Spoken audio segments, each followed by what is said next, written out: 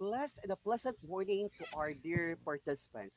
We're truly grateful to have here with us today. Welcome back to our division of reorientation and updates on implementation, the Homeroom Guidance Program webinar, day 2. I am Ronel B. Francisco from Mapaniki High School Cluster 5. And I am Rica Miliantos from Sitio Mindanao Integrated School from Cluster 7. It is our pleasure to be your moderator for our Day 2 Day webinar. 2, webinar. All right. So, Sir Ron, good morning and good morning again to all our dear teacher participants. On behalf of SDO Pampanga and Homeroom Guidance Program Committee, we would like to extend our warm welcome to all of you. Okay, so we hope you have learned a lot yesterday and we are very excited for today's sessions and presentations. Okay, so we have lined up a fruitful no, and meaningful topics and presentations about homeroom guidance exclusively for you, dear teachers. All right, so Sir Ron, let us now move forward to our virtual preliminaries. Let's start with the singing of our national anthem.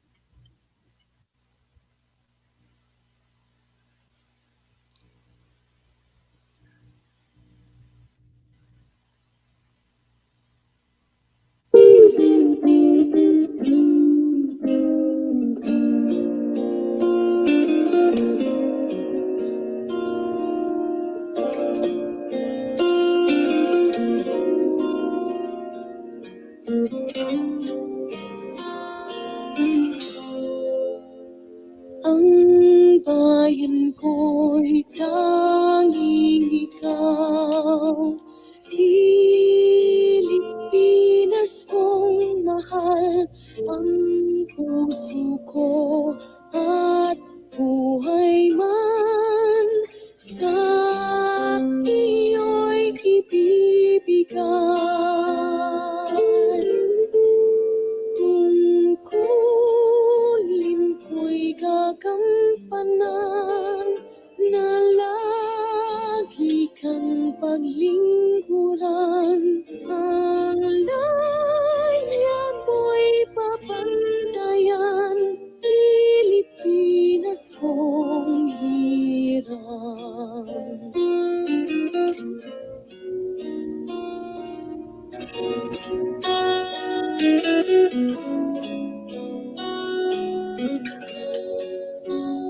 Ang bayan ko'y tanging ikaw, Pilipinas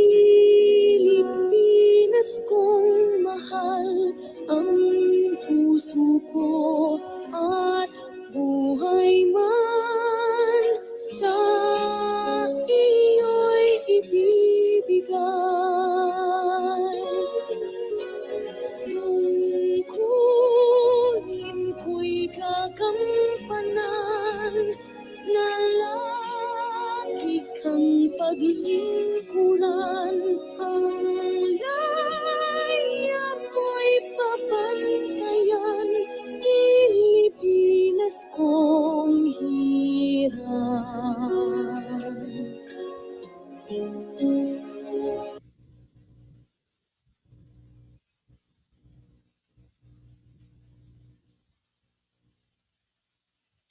Let us put ourselves in the presence of our God Almighty. Loving Heavenly Father, we thank you for the job that we have. Thank you for your guidance and divine providence. We come to you this hour for your blessing and help us as we gather together.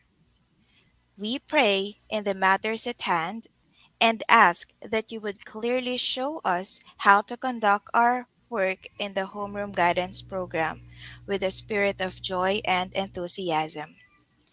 Give us the wisdom and desire to find ways to excel in this field that we have chosen. Help us to work together and encourage each other to always bring quality education for the Filipino learners. We ask that we would challenge each other to reach higher and further to be the best we can be. We put our trust and faith in you because without you, we can do nothing.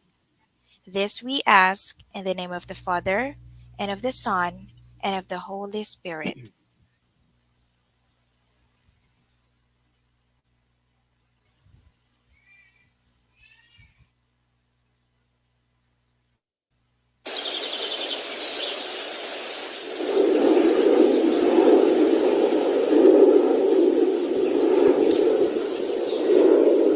Iplanos! Ay mo ako! Iplanos!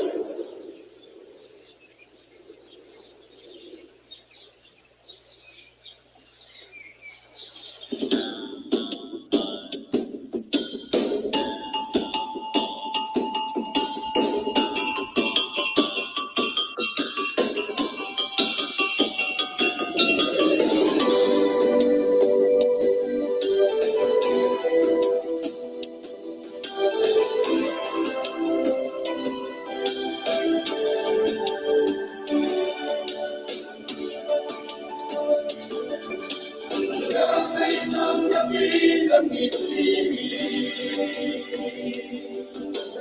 ang katulad natin galing. Sa araw din ay pagkakamtan. Sa isang magsisikap lahat patagalan. Ang ibang hinahangan, manahin mong katulad na sa isang napisilin may araw na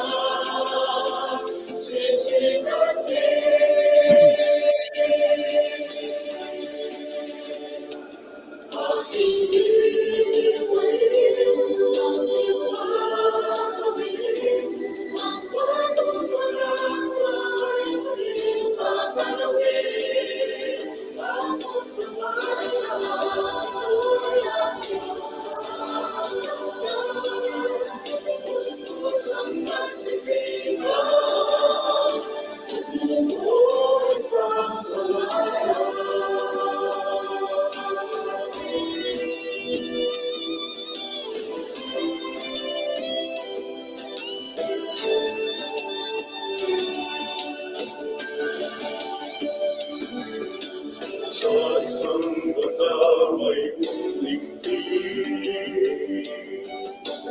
Bibigkas ng iparingin. Nais ng iparingin. Pagkaluan sa walang pangalan. Karunungan ay siyang mas mahalaga. Ang ibang hinahangan, manahin mong katulad na sa isang napisilin ay araw na sisikat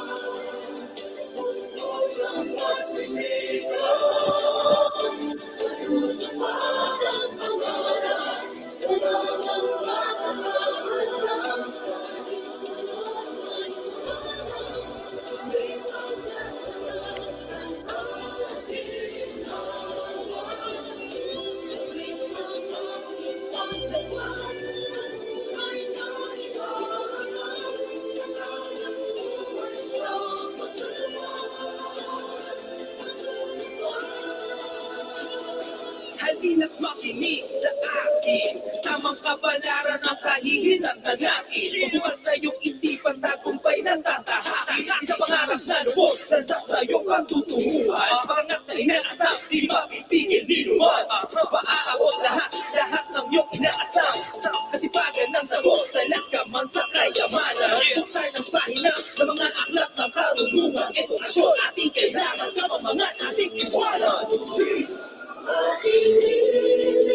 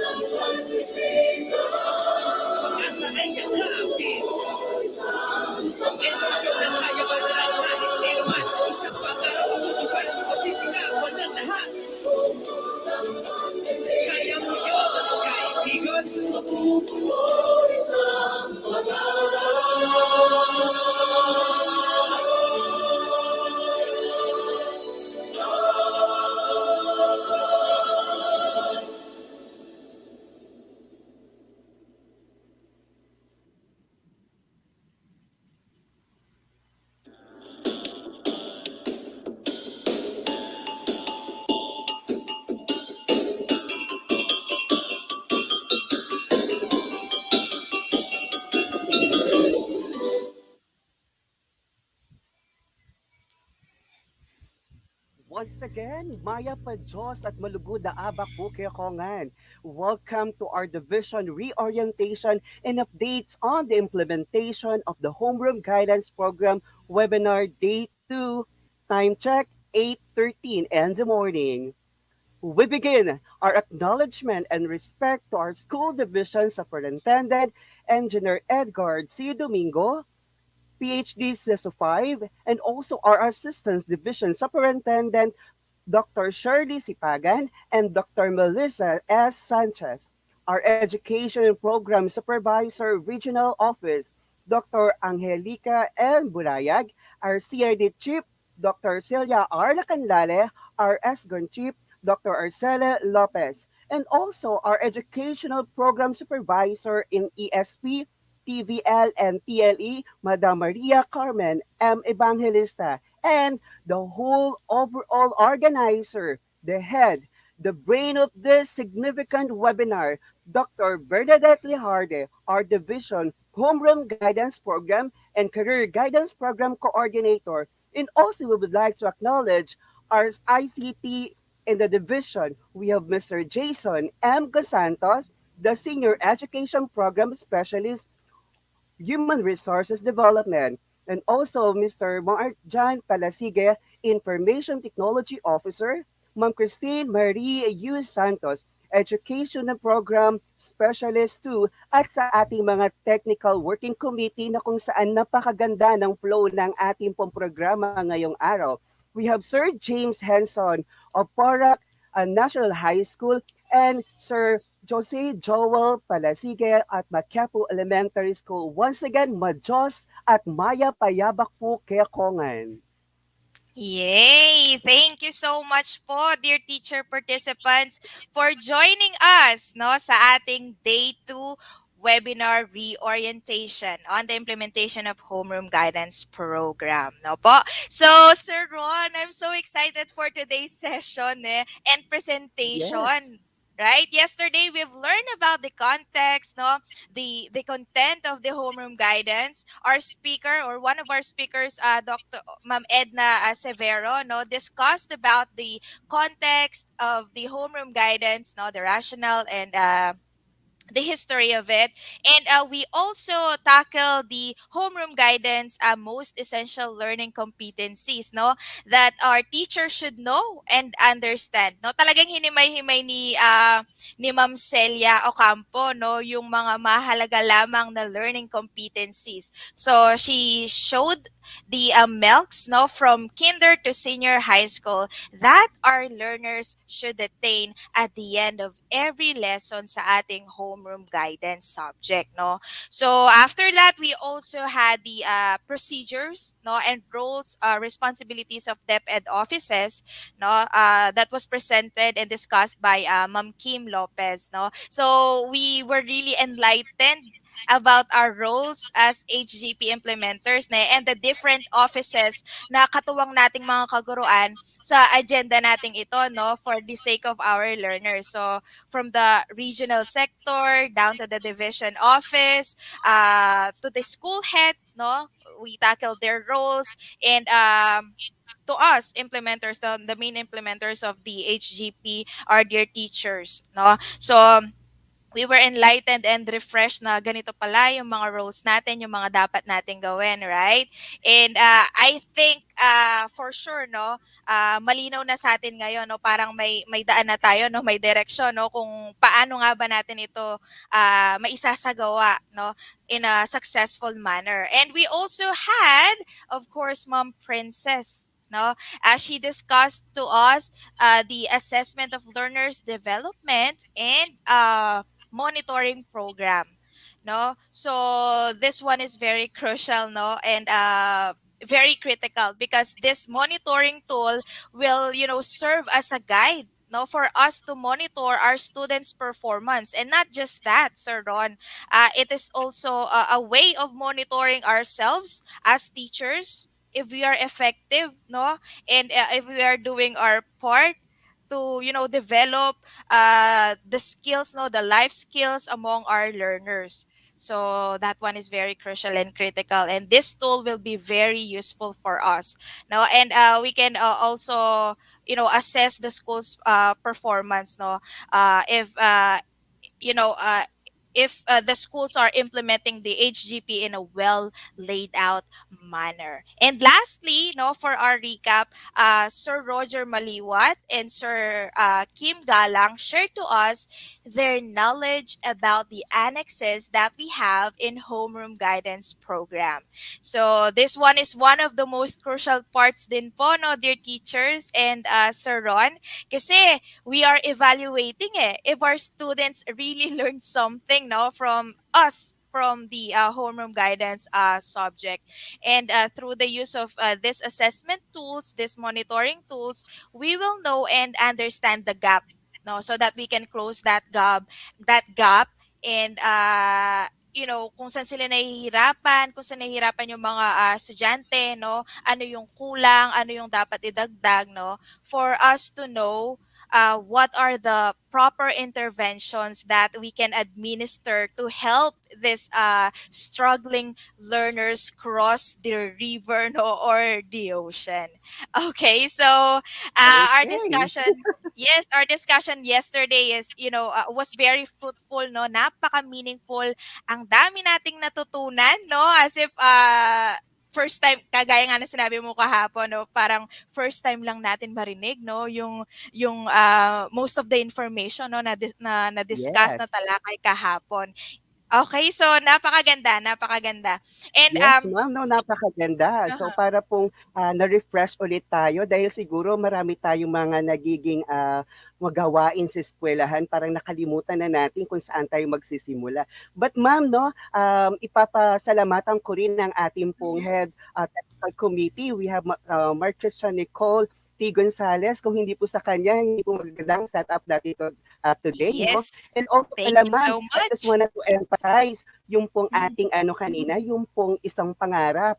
Yun lang po mhm. ay isang panawagan lang po ng ating mga bata. Ay tiniscaffolding natin sila patungo po sa right direction ng kanilang pupuntahan. Tulad na lang po ng ating senior high school, binibuild po natin sila kung anong track po ang kailangan nila for the grade 11. At pag grade 12 po nila, pag end, ano pong career nilang kukunin pagkuha nila for the college. That's why po ang isang pangarap ay isang daan para sa ating mga senior high school na mga learners na dapat mabigyan natin sila ng napakagandang learning para po sa kanilang right path pag-alis nila sa senior high school. That's why isang pangarap po ay isa sa mga panawagan na tayong mga kaguruan ay dapat po meron tayong magandang motivation para sa ating mga learners. Yes, that's right. And dapat we should take that uh not as a burden, no? We should take that as a Yes, challenge and an opportunity for us teachers to create, no, or to bring difference, no, sa mga buhay ng ating mga mag-aaral. Yes, we know our job is not an easy job, no, it is not a piece yes, of cake lamang, no, but that is our role, eh. I mean, this is our profession, this is our life, and we should take that as a blessing because we are one of the instruments, no, napaka-rare ng opportunity na yan, no, Sir Ron, kaya nga yes, napakaganda ng teaching profession kasi it's a rare opportunity na you an ordinary person, no, could bring significant difference sa buhay ng ibang tao. I can prove that because I had my teachers before from elementary, high school, college, and they were the ones who inspired me to become a teacher. So that is yes a po. difference, no, that we can give to our learners. So dapat yun yung makita natin, no, yung lighter side. Okay, so Oo, we parang were parang pong naalala ko ma'am 'no, kasi po kagabi, hindi po talaga ako nagbasa ng mga chat box namin sa school 'no, and then it so happened pala meron pala kaming program tomorrow, and that particular program ako pala yung magho-host. Sabi ko nga kotang-kota na ako for this week, ayan. But still po, iniisip ko po paano ko po sisimulan ang aking programa for tomorrow kasi po ang amin pong programa is a Project Gulay. At inisip ko Mhm. parang meron akong quotation sa aking mind 'no, 'pag tinanong ka at panigurado ating kang pupulan. Bala mo po din kaya Yes. katamo pong balam po kaya kang profession na itanam tamo ka ring anak itang mayap ang plugod, itang good values bang kanita at the end kapag nilwal nala ketang pinaka kaida, pinaka areada king pamanuro king akademya ne pachatyo na laking real word. Potang akit mo la kanyan, alida nakakalingwang kasi ating kantenam. Burin sabihan po Yes. tapong dago nala at kiniwa nala ketang bagay nga ita, pupulan mo, alamang ketang bagay, pero itang mayat a respeto, ne? Makantaya po Mhm. talaga. Sabi ko pin, atina ko palang pang introduction tomorrow, king kaya kaming promote yung project gulay. Ayan po, no? Pero ma'am, ngayon naman po, no, pakibalwan tala po din kaya katamo pong talaturo na karata pong output na binyeta mo na po na mamyeta mo pong Google Drive po, banta ka rin dala po isending gana pong output da. Ayan. Yes po. Don't forget po ha, dear teachers, to craft your output for this webinar. We will send the Google Drive link, right, Sir Ron, sa ating Yes. homeroom guidance group chat po. And Okay. then ma'am, ka-clarify lang po natin, no, kasi meron yata tayong na-miss na questions kahapon. Oh, I yes, think yes. sasagutin natin yung mga tanong na binigay po ng ating mga what you call their Homeroom Guidance Coordinator and Division. Sabi po ni Ma'am Arlene Santiago, ito po ang tanong niya, I hope you will release an official SF9 template where the Homeroom Guidance Program is already reflected to have a standard or common Mhm, format. Ito po ang sagot ng ating pong Homeroom Guidance Coordinator po, no? Answer po niya, I believe po na ang SF9 is the report card of the learners. Basta po kapag gumawa ng report card ang school, i-add na lang po after ng mga learning areas. Nasa mhm. school na po yan, basta po reflected po siya. Yun po ang sagot ng ating Homeroom Guidance Coordinator Division. Another question pa po kay Ma'am Edith Bual Nalus. Where po pwedeng mag-re-echo for our respective schools? Sabi niya ganon. So answer naman po ng ating pong coordinator, the soonest po, need po na makapag-schedule at orient na po kayo kaagad. If possible po, san if the coming weeks sana ngayon, this coming weeks, don't forget po, magkakandak ng orientation sa mga parents and learners. Please refer po sa mga annex natin. Ayan. And also po, isa pa po, no, ang ating pong mga concern from the elementary. Sabi po dito, this concern, the elementary designates. We have ongoing contextualization on the quarter 2 homeroom guidance module for kinder to grade 3, headed by PSDS Edna Elseviro and the contextualizer team ng division. Ibig sabihin kasi po, di ba po, yung ating mga kinder hanggang pong grade 3, dapat po ang mother tongue ang ibinibigay natin sa Yes. kanila. So ibig sabihin po, kinocontextualize pa po nila para po at least Mhm. mapaganda po ang ating po mga Wow. modules sa mga kinder Mhm. to grade 3. Ayan po, so mga sa kasagutan po, Wow. pasensya na po kung hindi po namin nakita agad yan, pero po ginagawa po namin ng paraan para po masagot ang inyong mga concerns. Ayan. Wow, that's nice to hear naman, no? May contextualization na pala na nagaganap as of the Yes moment. po. Okay, Ayan ma'am, nice. so before po tayo, may enough time pa naman tayo, no? So magbasa-basa Mhm. tayo sa ating mga FB comments. Ayan, so as of now, we have 715. Ayan, so target talaga natin today, yung katulad ng kahapon, no? So we have Yes. good morning, Ma'am Amelia B. Manalastas, watching from Santo Niño Elementary School, San Luis District. Ayan. Okay, pwede bang i-flash sa screen? Technical working group, ang Ayan yung ating mga comments nila. pogi at magagaling Yes, nating mga ayan. technical. Ayan. Okay. Yes. So, thank you so much, Sir James, Sir Joel, and Sir Chris. And So, Sir meron Christian. tayong Facebook. Yes, Sir Chris Jan. Meron tayong Facebook user. Good morning po. Watching from Mankatian, Balik Barangay Elementary School, Porac, Pampanga. Hello po. Happy watching. Ayan, we have also Ma'am Elona Dizon Bugnot. Ayan, good morning po watching from Dolores Elementary School, Magalang North District. Mabuhay po, ma'am. Ayan, naandyan din si Ma'am Carly Nalmendra de Guzman, Maya Payabak po kaya kayungan from Prado Shonko Elementary School, Lubao West District. Maya Payabak po.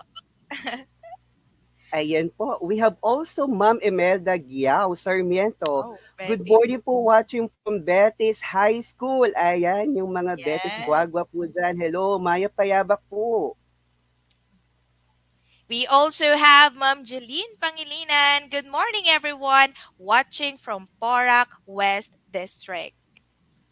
Sino pa? Ayan. Ayan, so last three na lang ma'am, no, before tayo mag-proceed kasi alam ko ready na ang ating mga Yes. lecturer para i-share ang kanilang mga best practices, no? We Mhm. have also Ma'am Prima Angelita Cabrera Cañete. Blessed morning po, watching from Sucad Elementary School, Apalit District.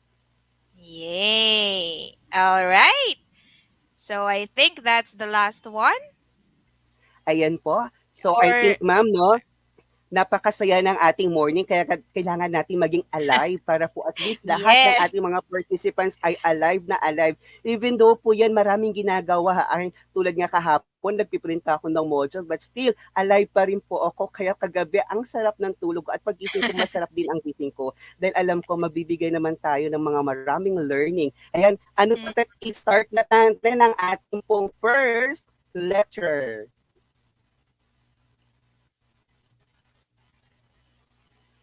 Okay, so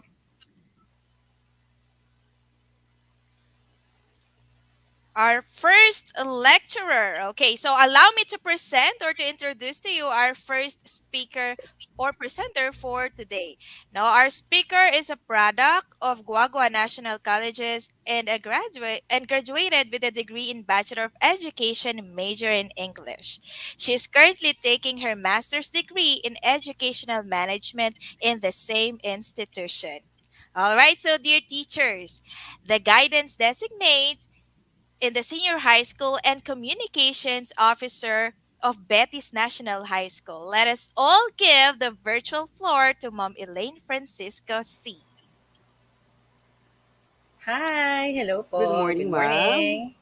Yes po, my respect to our wonderful host that we have here. Magandang umaga po sa inyo.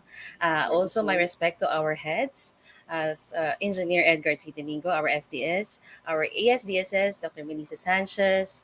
We also have Dr. Shirley Zipagan. Siyempre po, hindi natin makakalimutan Dr. Celia Lacandale, Dr. Arceli Lopez, and of course, the heads of this department, Madam Carmen Evangelista and Dr. Bernadette Harde. Magandang umaga po. I would also like to greet my school head, Madam Eloisa C. Dusong, and my colleagues in Betis National High School as well as in the senior high school department. Magandang umaga po. So I am very honored to be with you all po. We already have 700 plus participants watching us right now. Magandang umaga po. It's an honor for me na maging speaker po ninyo ngayong umaga. And uh, I take the opportunity to be the first speaker for this second day on the division reorientation and updates on the implementation of Homeroom Guidance Program for the school year 2021 and 2022. All right. Okay, sir. Kindly next slide, please. All right. So, ngayong umaga pong ito, meron po tayong layunin. Okay, meron tayong mga objectives. So, pagkatapos po ng talakayang ito, ang mga kalahok po ay inaasahang may papaliwanag ang bawat bahagi ng RBI scripts at Learning Activity Sheets or LAS. Makabubuo ng sariling RBI scripts at LAS batay sa MELCs at kakayahan ng mga mag-aaral. And mapapahalagahan ang RBI scripts at LAS bilang armas sa pagharap sa mga hamon ng distance learning. All right, next slide. So before we move to our discussion, magkaroon po muna tayo ng pretest. So sasagot lamang po kayo ng agree at disagree sa ating mga katanungan or mga statements po na ibibigay ko po. Alright? So let's begin with the first one. Ang TV, radio-based instruction ay isinusulong upang magamit sa paghahatid ng leksyon sa mga mag-aaral sa iba't ibang lugar. Is it agree or disagree? Sige nga po, antay po tayo ng 3 seconds. I give you 3 seconds to respond. Tingnan nga natin po yung mga responses ng ating mga participants. Ang TV radio-based instruction ay isinusulong upang magamit sa paghahatid ng leksyon sa mga mag-aaral at sa iba't ibang lugar. Right? Ano kaya? Sige po, next slide. Siyempre po, ito ay agree ako dyan. Okay? Next po, number 2, mahalaga na nakabatay sa most essential learning competencies or MELCs ang mga RBI scripts at learning activity sheets na ginagawa ng mga guro. Is that agree or disagree? Patingin nga po sa ating mga participants kung nakikinig sila. Siyempre, agree ako dyan. Okay? Next po, number 3. May 6 na treatments or approaches na maaaring gamitin ng guro sa pagbuo ng RBI script. Is that an agree or disagree? 1, 2, 3. Patingin nga po. Of course, agree ako dyan. Okay, next. Number 4, ang mga bahagi ng Learning Activity Sheets or LAS ay ang mga sumusunod. Pamantayang pagkatuto, koda, panimula, mga gawain, refleksyon, mga tagapaglinang. Ano po kaya yan? Agree or disagree? Yan, nakikita ko yung mga responses ng ating mga participants. Ano kaya ang sagot sa ating question? Statement number 4. Patingin nga po. Siyempre, agree ako dyan.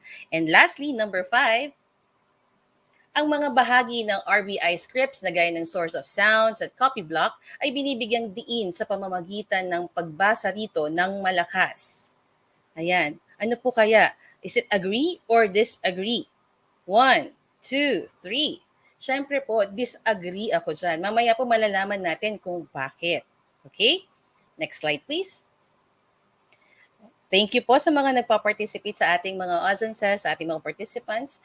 So, ang aking pong topic ay ang Homeroom Guidance Program Radio-Based Instruction Script. At bibigyan ko po kayo mamaya ng sample and format kung paano natin ito gagawin. Alright? Next slide please. So, the human voice is the most beautiful instrument of all, but the most difficult to play. Do you agree with that? Okay? Yung human voice daw po, it's the most beautiful instrument of all, but the most difficult to play. No?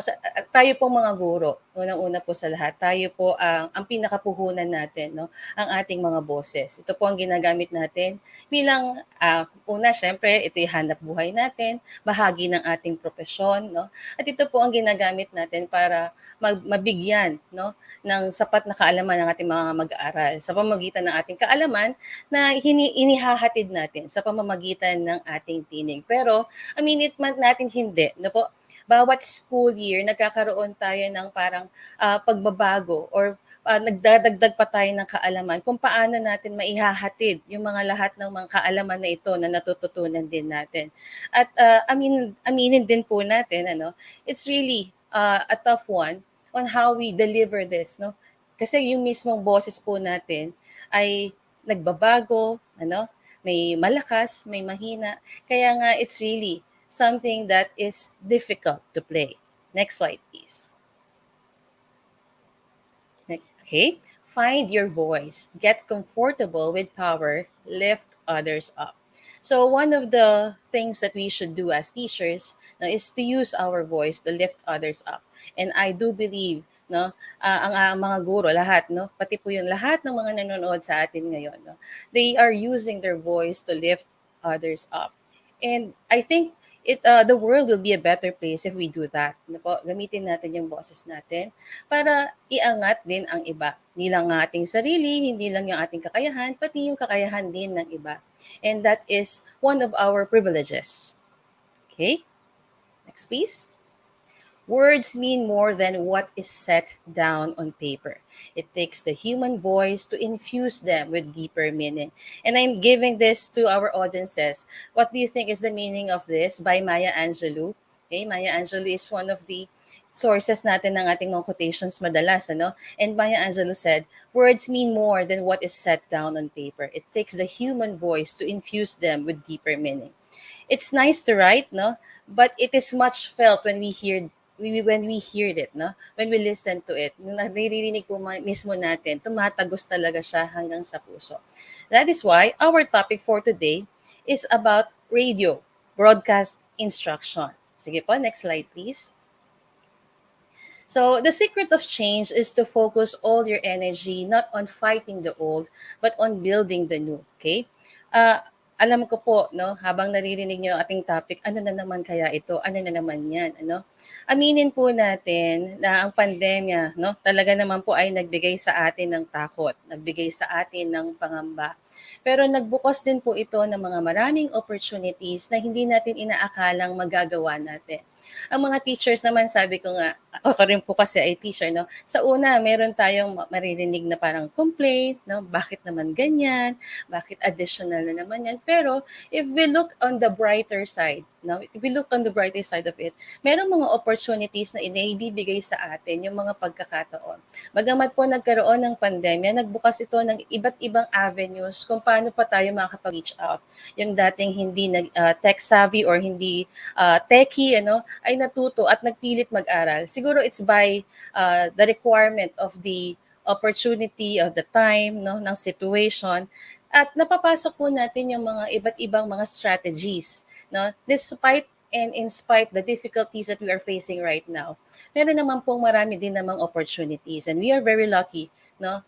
We are one of those millions na kahit papano, kahit pandemya po, ay meron tayong hanap buhay, meron tayong profession na nagiging kaagapay natin, no, para magtuloy-tuloy tayo. And just let us just say that every gising, sabi nga, is a blessing. Sa panahon ngayon, no, paggising po natin, ang importante, humihinga ka ng maayos, maging ang iyong pamilya, ay maswerte na tayo. Ano po? We are very much thankful, and we should be thankful for everything that we are receiving.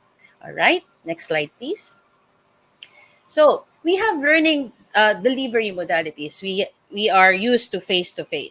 Kaya nga, di ba, nami-miss po natin because we miss looking to our students, no, talking to our students face to face. Nakikita natin yung facial expressions nila, no. But then again, we have now this what we call distance learning or the modular distance learning.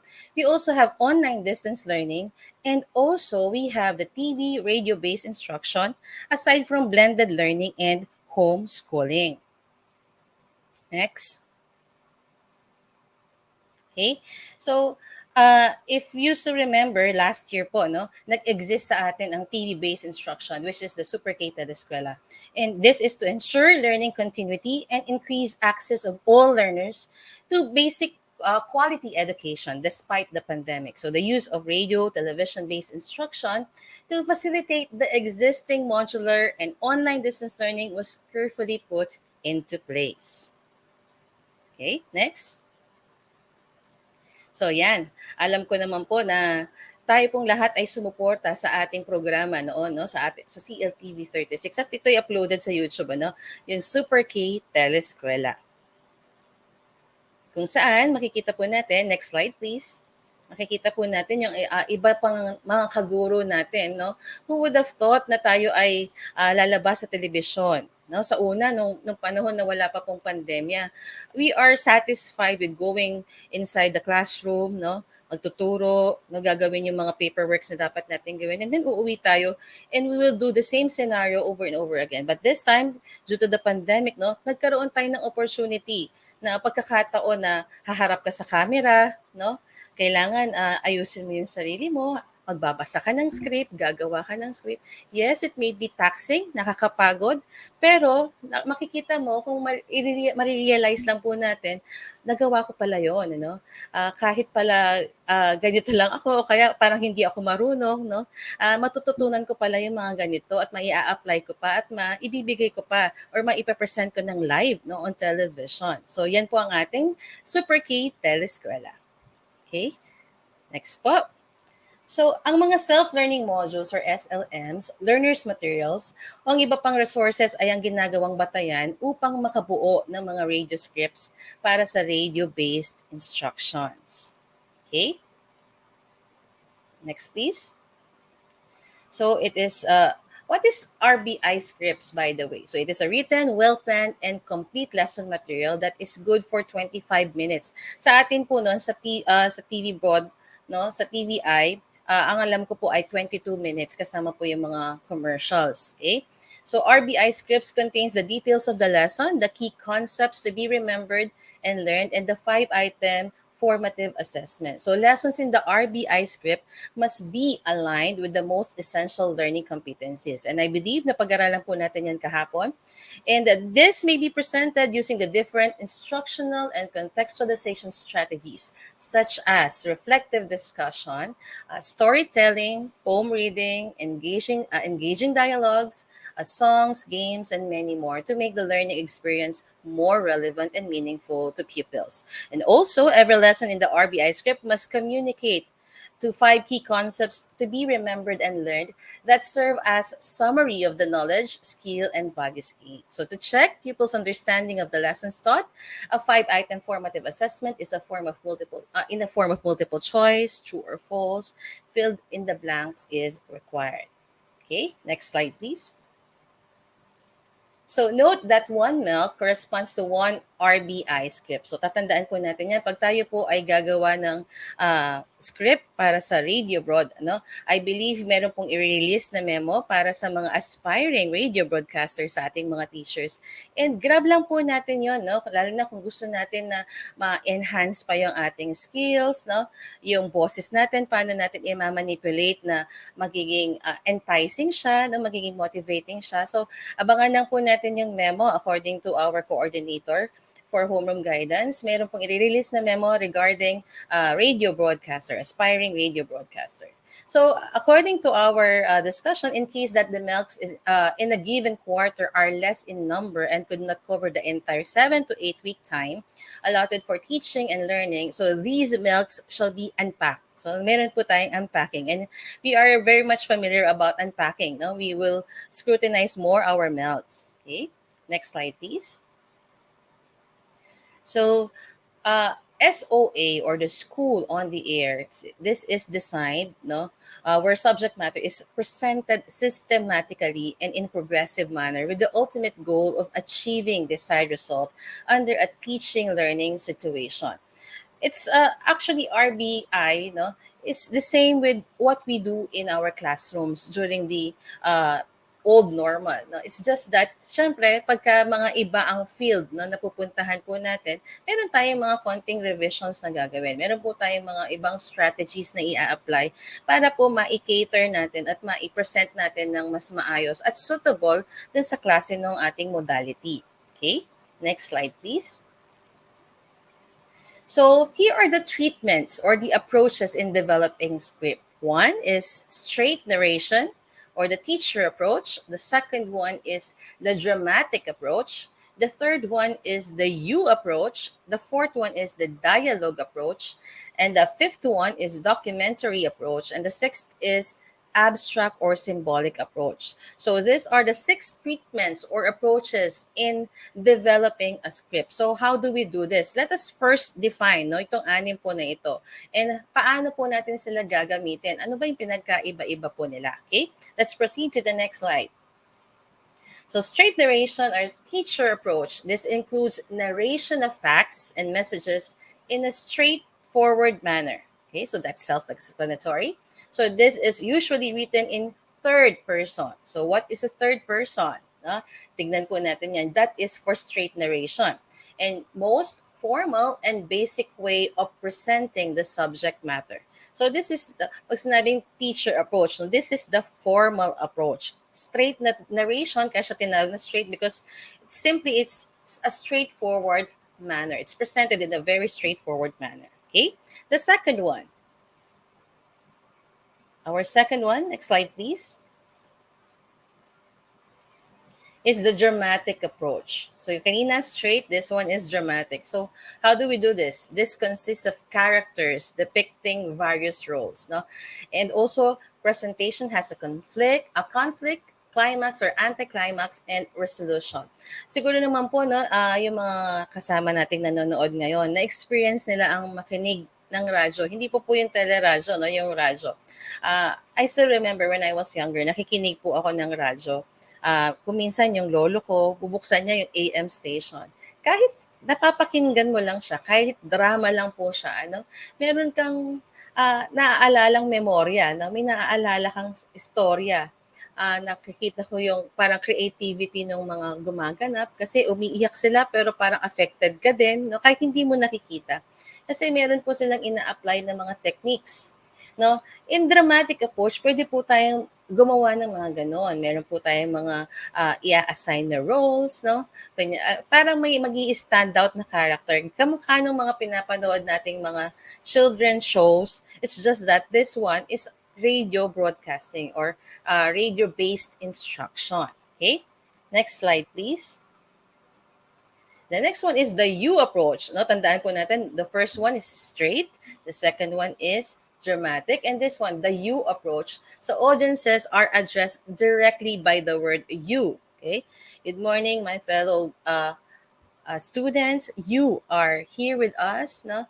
So, kumbaga second person siya. It employs the second person point of view, no? As it said. And the script is written as if the writer is talking directly to the listeners.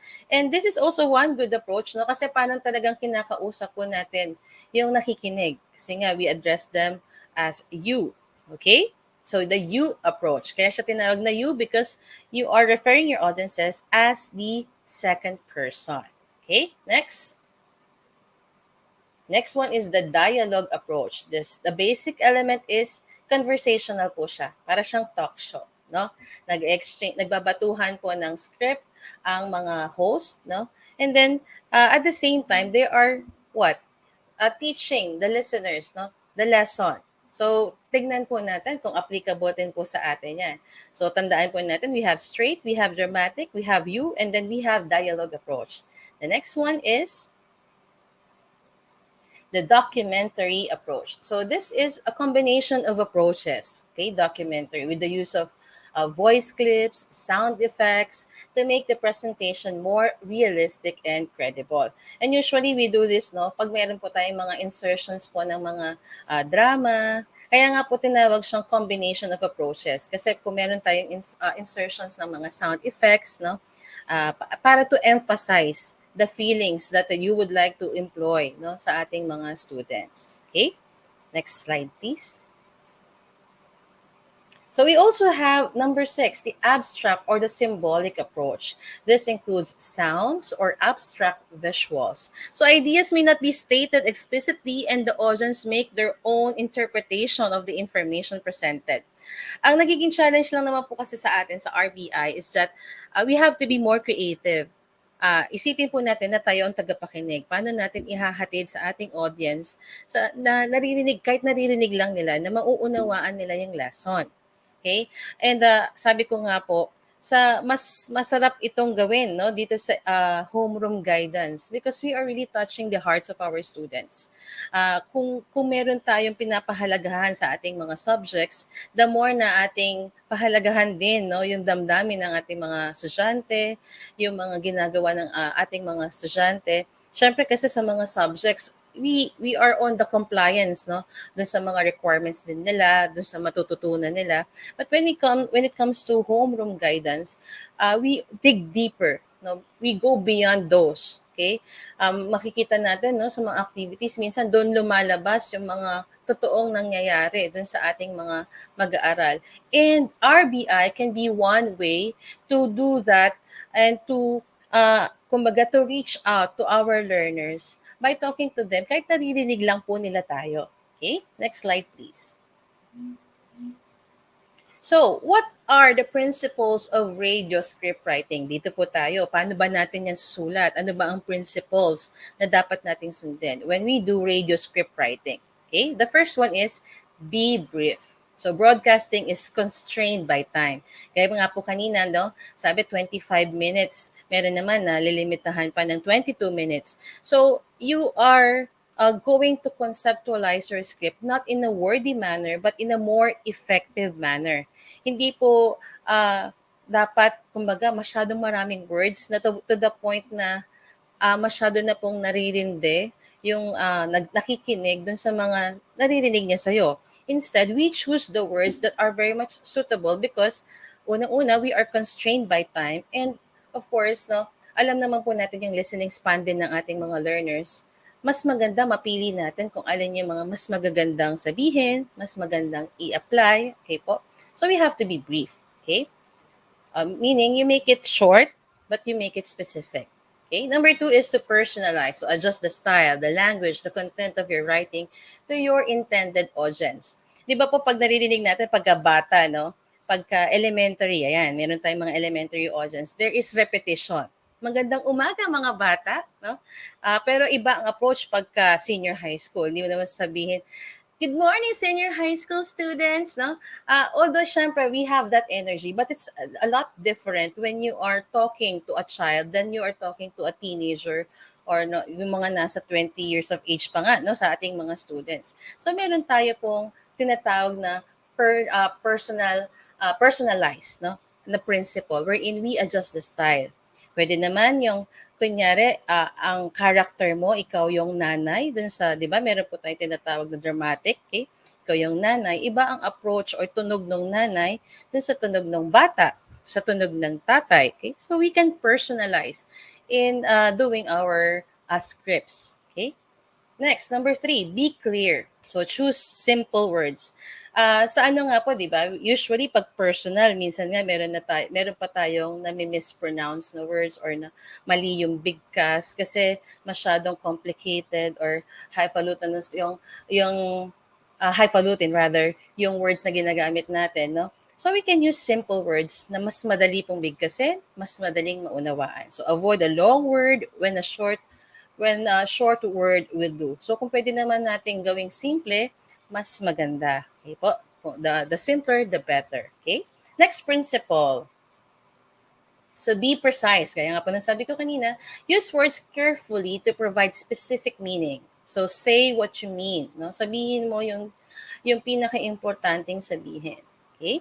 Next, be concise. Every word used must have a purpose of being there. So replace a series of words or phrase with one word that means the same. Kaya nga po, hindi tayo basta-basta gumagawa lang ng script. Yung mga naririnig po nating script sa mga drama na napapanood natin, ano po, yan yung pinag-iisipan. Nagkakaroon din ng tinatawag na process of elimination na kunyari pwede namang, ay, i-disregard na yan. So, we choose the best words, the striking words na maglilinger sa isip natin, na maiiwan sa isip natin. Okay? Number six, be concrete. Avoid vague and abstract words. Na meron tayo kasi mga ganyan na yung pagka binitawan mo yung salitang yon, instead of clarity, parang lalabo lalo. No? So, we have to be concrete. What is meant by this is dapat po yung mga words na maibibigay natin during a radio broadcast no, sa ating mga radio script is something that is imaginable. No? Yung nai-imagine. Like, if you will create a story, yung madali po nilang mai-imagine. Hindi maraming detail, pero they can picture it, lalo na ng mga bata. Okay? Next po. So be informal and conversational. Remember, we have that type, ano po, be informal and conversational. But of course, we have to remember we are teachers. We are educators. We know that there are some broadcasters, there are radio announcers that can say what they want to say. But as teachers, syempre, no, meron po tayong mga limitations din. Pero we can be conversational, speak to the audience, and not to read them as guidance designates, hindi naman po natin pangungunahan yung naiisip ng ating mga audience. Mas maganda po, yun tayo yung nagbibigay tayo ng mga questions na mapapaisip sila and then sasagot sila sa isip din nila. No? So involve the listeners, talk to them in a normal conversation. So write for the ear, not for the reading. Let me give you an example. No? Kanyari sabihin mo, kaibigan, hindi ka nag-iisa.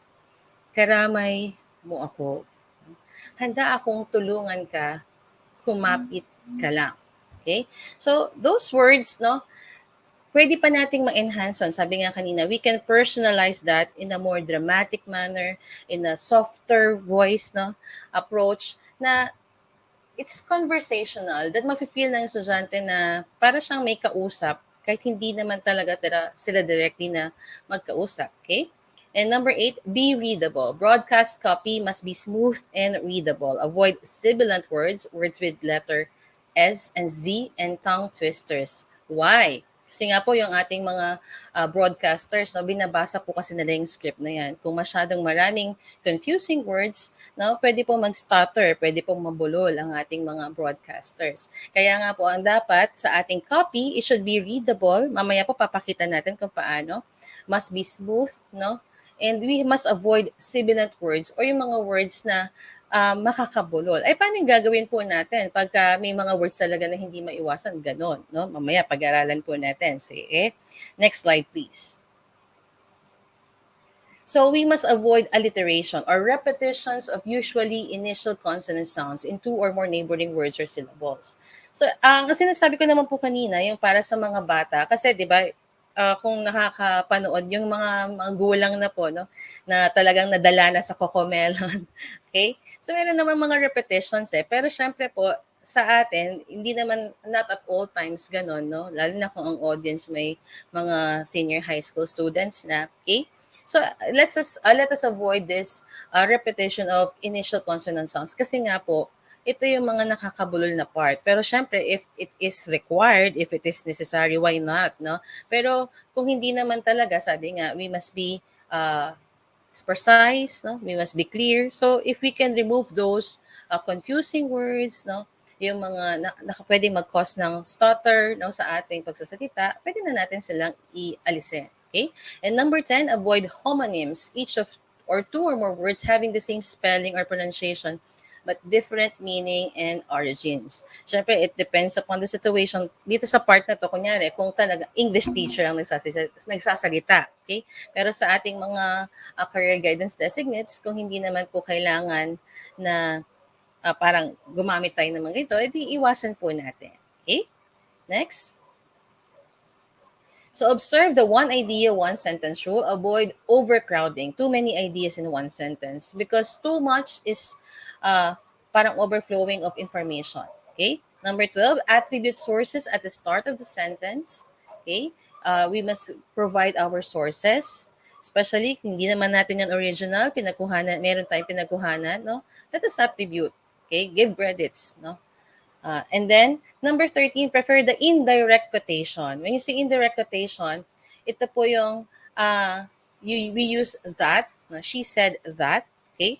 Instead na direct quotation, sabi niya, tapos sasabihin mo directly yung sinabi niya. Instead, ang sabi niya, ganito. Okay? Parang ganon. Okay? So, maiiwasan po yung confusion. Ano daw? No? Parang, alin doon ang sinabi niya at sinabi lang ng character. Okay? So in this way, it helps in creating a smoother readable copy. Okay, next slide, please. So observe the one idea. Yeah, go ahead. So number 14, provide phonetic spelling for unfamiliar words or jargon. Okay? So, pwede po tayong magbigay ng other terms, no? So, we can also give phonetic spelling, lalo na sa mga bata, no? For the unfamiliar words or jargon or mga terminologies that are unfamiliar to them. Ang lamesa watershed ay isang reservoir o imbakan o mapagkukunan ng tubig. Okay? Yan po yung isa pa sa RBI. Meron po tayong mga words na ini-emphasize or minsan ini-spell out para mas maunawaan po nila kasi kung minsan kung babanggitin lang po natin, pwede siyang mag-cause ng confusion. Okay? And number 15, use transition words. Okay? Para mayroon po siyang guide kung saan na ba siya nagli-lead to. Okay? Next. Next slide, please. Yan. Repeat the message if necessary. This will make it more memorable for the audience. This is also applicable. Kunyari po, meron na kayong items na binabanggit sa ating, kunyari may pa-activity na po kayo. You can repeat the activity or repeat the item kasi baka mamaya, di ba nga po sa atin, no, kung minsan kaharap mo na yung estudyante, malinaw naman yung boses mo, papaulit pa rin niya kasi nga maaaring hindi niya na pakinggang buo. So, it also applies, no, in RBI, pwede po nating ulitin yung repeat the lines, no, or repeat the items. I-note lang po natin yan sa ating script. Okay? So use acronyms, abbreviations sparingly and properly. So usually po, lalo na sa atin, if there are acronyms, let's say DepEd, no, although we know, no, that DepEd is the Department of Education, pero syempre sa iba hindi. So uunahin po muna nating banggitin yung buo bago natin gagamitin yung acronym. Tandaan po natin yun or yung abbreviation. Let's say DOJ, the Department of Justice or DOJ. And then dun sa next sentences, we can use then DOJ. Okay? Next slide, please. Alright, so handle figures properly, round off figures, okay? Kung sobrang dami po yung nung numbers, pwede na po tayo mag-round off para hindi na po mabubulol yung ating radio broadcaster. And at the same time, no, mas madadalian po siyang bigkasin. Kasi kung kunyari, puro numbers po na dire-diretso yon, no? Tapos malilito pa siya, mas magkakamali. So we can do some round offs, okay? Next, avoid beginning sentences with person's age and in general with any number. Also, spell out dollars, cents, pesos. Yung po mga dapat i-spell out, no? Kahit nga sa number po, no, 1 to 9, ini-spell out pa rin po yan. Yung 10 na lang ang hindi. Pero yung mga numbers from 0 to 9, yan po ini-spell out. Bakit po natin kailangan spell out? Kasi kung naka-short cut po sila or yung contraction, no? Or yun nga, yung contractions na sila, minsan po mamamali po ng basa yun, lalo kung dire-diretso na nagbabasa yung ating broadcaster. Okay? Spell out fractions like 1/2, 5 1/2, ganyan. So, sa script po kasi yan, no? Ang concern po natin dyan yung ating, syempre, yung ating broadcaster. Kasi kung ang ginawa mong script ay puro numbers, no? Tapos kailangan, meron pang binibit na time, no? Mahihirapan po ang ating broadcaster na kung paano niya babasahin yung script kasi puro numbers, mako-confuse pa siya. Okay? So, number 22, spell out numbers from 1 to 10 and use numerals from 11 to 9 to 999. Ito po yung sinasabi ko kanina. 1 to 10 is spell out and then numerals is 11 to 999. Okay? Next. So, how is the layout? Okay? Ito po yung itsura ng radio script. Okay? Ito po yung page layout or spacing. Nakita niyo po, meron po siyang spacing and meron po siyang number sa gilid. Ano ang purpose ng number sa gilid? Para po, pag nagbabasa na ang ating broadcaster, meron po siyang, pag kasi naka-number po, mas madali siyang sundan, mas madali siyang tignan. Pag wala po kasi siyang number, kung minsan kahit po tayo, no, especially kung paragraph yung binabasa mo, minsan maliligaw ka no? Asan na ba ako? Pero kung naka-number po yan, kung ano yung binabasa ng broadcaster, kasi sunod-sunod po siya. Okay? Makikita niyo po dyan. Tapos po, if may mga insertions po, next slide please. Kung may mga insertions po tayo ng mga sound effects, no? Meron din po siya, by the way, page numbering. Kasi po mahaba ang script. Usually, kung yung mga 22 minutes na ganun, minsan umaabot ng 7 to 10 no, maximum pages. Okay? Pero po, syempre, meron po siyang spacing kasi na sinusundan, kaya para pong mahaba. No? Pero ang importansya po kasi ng spacing, hindi po kasi nakakaduling. No? Kahit malayo po yung basa ng ating radio broadcaster, nakikita po niya kung nasaan na siya kasi may number at the same time may spacing. At meron ding page numbering. So kung babalikan niya yung sinabi niya, titignan niya lang po yung page number. Okay? Next slide please. So, line numbering. Yan po. Mayroon ding line numbering na tinatawag. This is for clarity, no? To shun away confusions. Okay? Next. Source of sounds. Ito po yung sinasabi ko kanina. Usually, yung mga source of sounds po, sila yung nasa left side.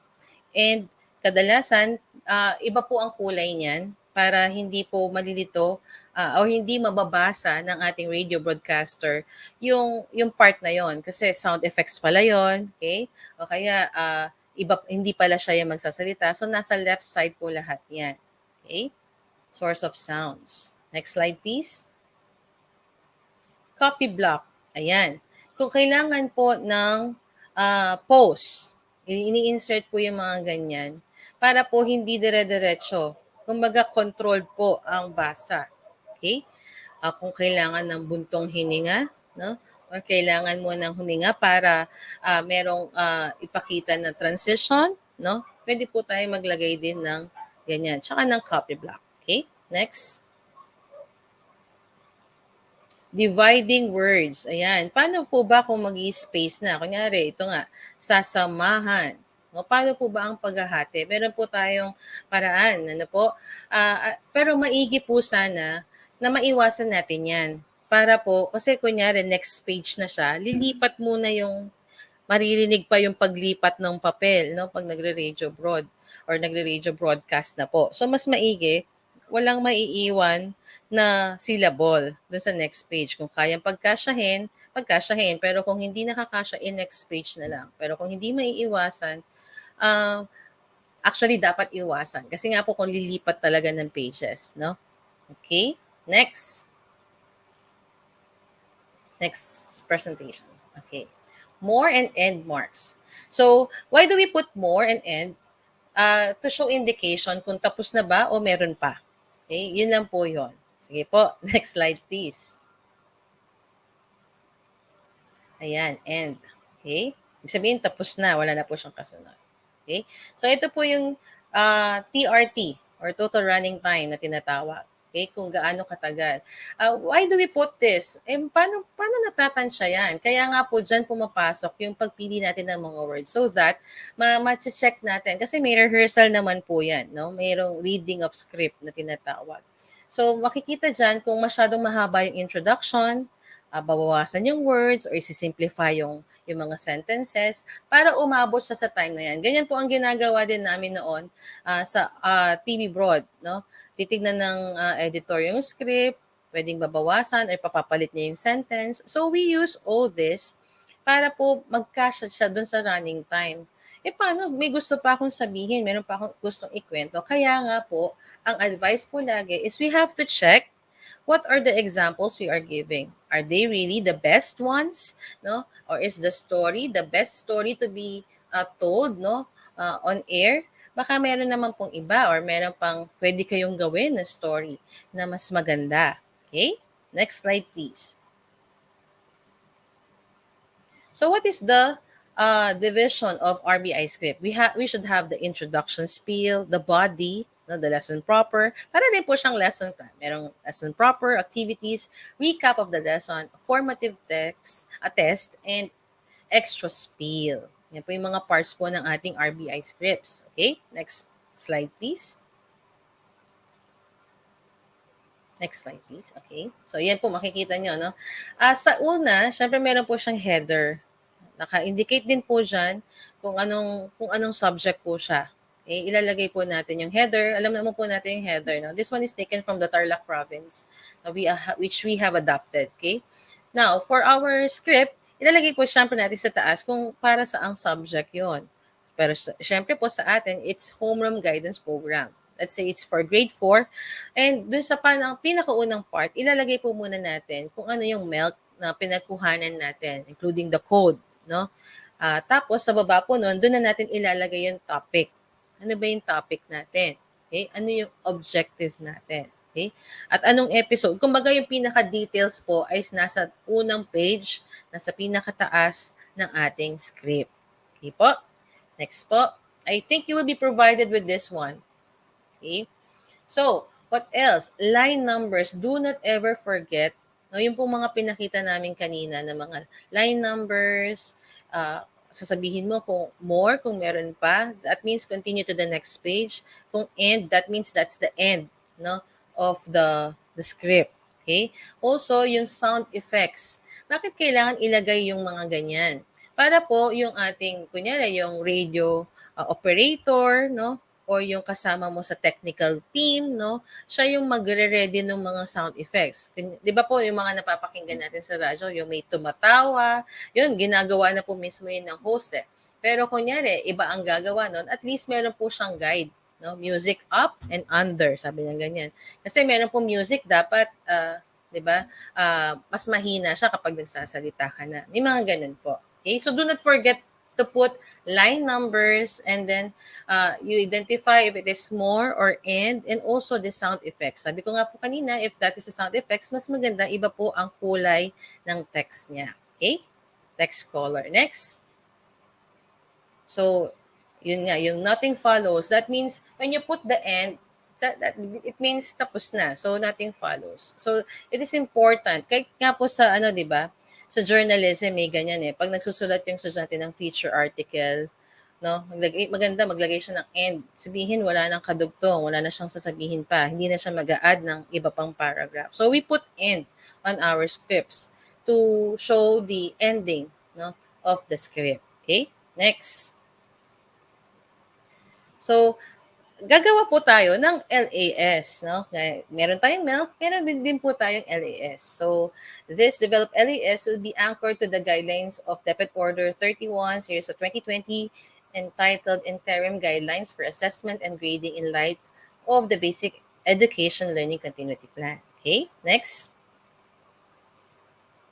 So the content of LAS will constitute written works and performance tasks. So written works shall be administered to assess essential knowledge and understanding. So on the other hand, performance tasks refer to the assessment tasks that allow learners to show what they know and what are able to do in diverse ways. Now, ano kinalaman ni LAS sa ating RBI, no?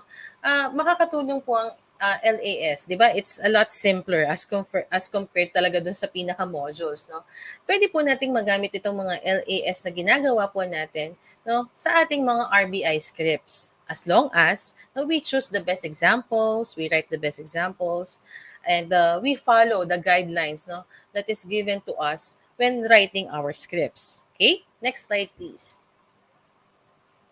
So ano po yung bahagi na contextual at lokal na learning activity sheet? So meron po siyang pamantayang pampagkatuto, may koda, may panimula, may gawain 1, gawain 2, reflection, pangalan ng manunulat. Compared po dun sa ating module, no, marami po siyang parts. Ito, konti lang. So shortened version. And dito po tayo pwedeng kumuha ng sa ating mga RBI. Pwede po tayong, sa ating mga RBI scripts, pwede po tayong kumuha sa ating mga LAS.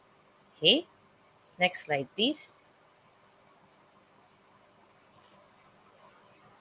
So, ayan. Naka-reflect po no, sa ating script. Gaya po na naipakita kanina. Yung code at saka yung learning competency o yung pamantayang pampagkatuto. Bakit po natin nire-reflect yan?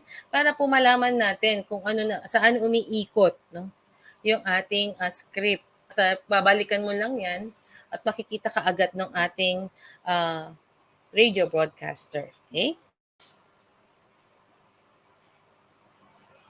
So, ayan po, sample po yan. No? Sample po ng isang LAS. Panimula ang bawat bata. Ayan. Makikita niyo po, no, may gawain 1 at mas simplified po sila. Okay? Next slide, please. I believe so, no? Nakakita na po kayo ng LAS. Gumagawa na po kayo ng LAS. So, nakikita din po natin na mas simple po sila. Okay? Next. So, eto po, magkaroon tayo ng post-test, no? Doon sa lahat po ng pinagsasabi ko kanina. At I do hope, no, marami po kayong napulot. Okay? Una, mahalaga na nakabatay sa most essential learning competencies ang mga RBI scripts at learning activity sheets na ginagawa ng mga guro. Okay? Ano po yan? Agree or disagree? Sige nga po. Siyempre, agree. Thumbs up po tayo dyan. Okay? Next.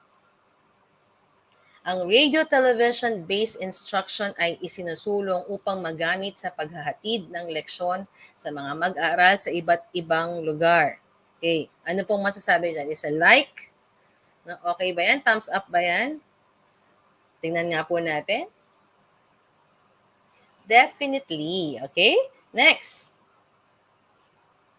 Ang mga bahagi ng RBI scripts na gaya ng source of sounds at copy block ay binibigyang diin sa pamamagitan ng pagbasa rito ng malakas. Thumbs up ba yan? Tama ba yan? Sige nga po, sumagot po yung mga nasa... Sige.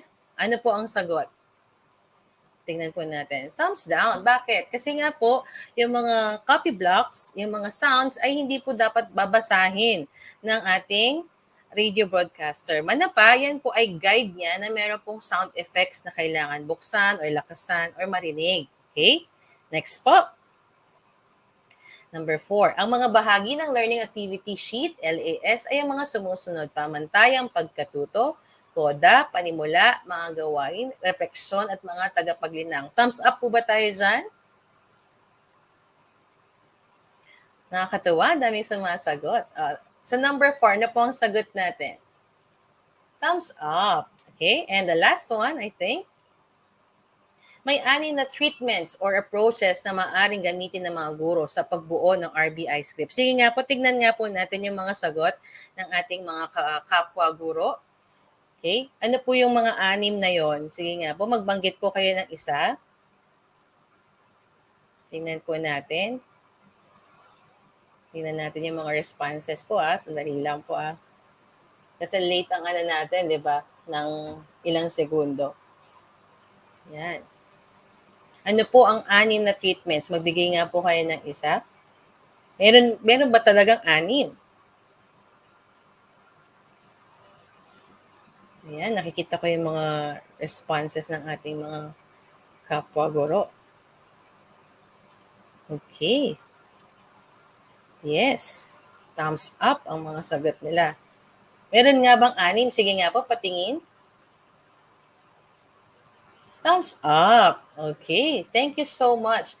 And I do hope po na marami, pag nag-release po ang memo regarding radio broadcasters, alam po ninyo, no, para rin po tayong, siguro kung if you grew up listening to the radio, lalo na AM station, na maririnig mo kung paano ka-creative yung mga umaarte sa pamagitan ng boses nila, no? Kung paano sila umiiyak, no? Gamit ng boses pa rin, nag-express ng galit, ng takot, no? You will see how creative people are, and with the voices that they are trying to use, no, to express feelings and emotions. Sabi ko nga kanina, kunyari, binigyan po kayo ng script, paano mo sasabihin yon, no? Kaibigan, hindi ka nag-iisa. Imagine, no, yung posing and timing, no? Meron po kinalaman yon how we attract our listeners. And with that, I do hope that you have learned something from what I have tackled this morning. Maraming maraming salamat po. This is Ma'am Elaine C. And God bless po. And happy World Teachers Day po sa lahat. Thank you po. Hi. Okay. Thank you so much po, Ayan, Ma'am Ma'am Elaine, Elaine maraming salamat po, C. no? Napakaganda, no? Doon po sa mga gusto pong maging radio broadcasting po. So, ini-encourage namin po kayo para po at least matulungan at marami pa po tayong magawang mga ganitong pamamaraan para mabigay po sa ating mga learners. Ayan. Maraming Yes. salamat po, Ma'am Elaine. Mhm. Thank you Thank you po. po. And ang ganda no, ang ganda ng discussion ni Ma'am Elaine no. We learned about the RBI instruction or the RB radio-based instruction no na we're currently developing as of the moment no. So, we are always, willing to go the extra mile po no, Ma'am. Sabi nga ni Martin Luther King, favorite quotation ko, sabi niya, if you can't fly then run, if you can't Yes. run then walk, if you can't walk then crawl, no, but whatever you do you have to keep moving forward. And I believe, ma'am, Exactly. SDO Pampanga and dear teachers, no, Sir Ron, that is the thing that we are doing right now, especially amid the COVID-19 pandemic. No, we don't settle for less po. We're exhausting all possible ways to deliver quality education to our dear learners. So we are guided by the principle po na learning by all means and teaching Yes. by all means. So talagang education for all siya. And we really appreciate po no the effort of the SDO Pampanga, ang kagawaran ng edukasyon, no, ang ating mga dear teachers of course sa kanilang mga effort sa lahat ng mga ginagawa nila no. Tinatry nilang mga bagong bagay no, all for the sake of our dear learners. So with that po, again, thank you so much po, Ma'am Elaine. Thank Thank you po, ma'am. Ayan, tunay nga po talagang ginagawa ng ating pamunuan, ahensiya ng Mhm. ating gobyerno ang lahat ng bagay, no? Dahil in this pandemic, hindi lang po tayo kailangan na nasa face-to-face. Meron din tayo mga Yes. radio instructional, TV Mhm. instructional na kung saan bibigay po natin dahil ito po yung isang bagay na matututunan. Tulad nga ng sinasabi niya, no? Iba po ang konsepto ng elementarya sa mga sekundarya. So dapat mas specific kapag Mhm. sa sekundarya at kapag naman sa mga elementarya, mga kinder, ibinibigay natin kahit nire-repeat natin para matandaan nila yung mga ganong bagay. At marami akong Yes. natutunan, no, sa mga ganitong Mm-hmm. pamamaraan. Ibig sabihin, oo, totoo yun, no, kapag tayo din, no, minsan nabubulol tayo. Okay, parang ganito. This is ano lang to, no, parang hindi to wala tong script, no, parang ganyan ang bagay. Dahil meron tayong nasasabi just because of meron tayong kung ano yung alam natin, ano yung natutunan natin sa mga bagay. Kaya parang collaboration na lang siya, no, ma'am? Mm-hmm. That's why po marami ako Yes. natutunan kang ma'am Elaine. Ayan. So at least Yes. proceed na tayo sa ating next lecture bago tayo mag healthy break, no? This Mm-hmm. time po, let us dive into the homeroom guidance best practices. Ito yung hinihintay ko, no? Yung mga best practices ng ating mga Yay! hinanda ng ating mga kasamahan. Our next set of speakers will flex the different homeroom guidance best practices of each level from kinder, intermediate, ayan, primary, yung mga ganyan. So lahat-lahat na pag-aaralan natin at pwede po natin itong gawin sa ating paaralan, ano? So pwede natin itong i-absorb, no? Our Mm-hmm. first Yadap. speaker is to present the homeroom best practices in elementary. A district guidance coordinator, district testing coordinator, district SPED coordinator, sectorial manager in SPED is sector, school DRRM coordinator. She currently taking up Master of Arts in Special Education at Rogelio Amang Rodriguez Institute of Science and Technology. She also attended various seminars and workshops like national training of trainers and a multi-factored assessment tool, also a regional resource speaker in the mass training of features of multi-factor assessment tool, the vision resource speaker on the utilization of multi-factor assessment tool. Ladies and gentlemen, let's give her a virtual clap. Let us all welcome Mom Rose Elizabeth G. Diaz. Hi, Ma'am. Good morning. Hi, sir. Good morning. Thank you, Sir Ronel and Ma'am Rika.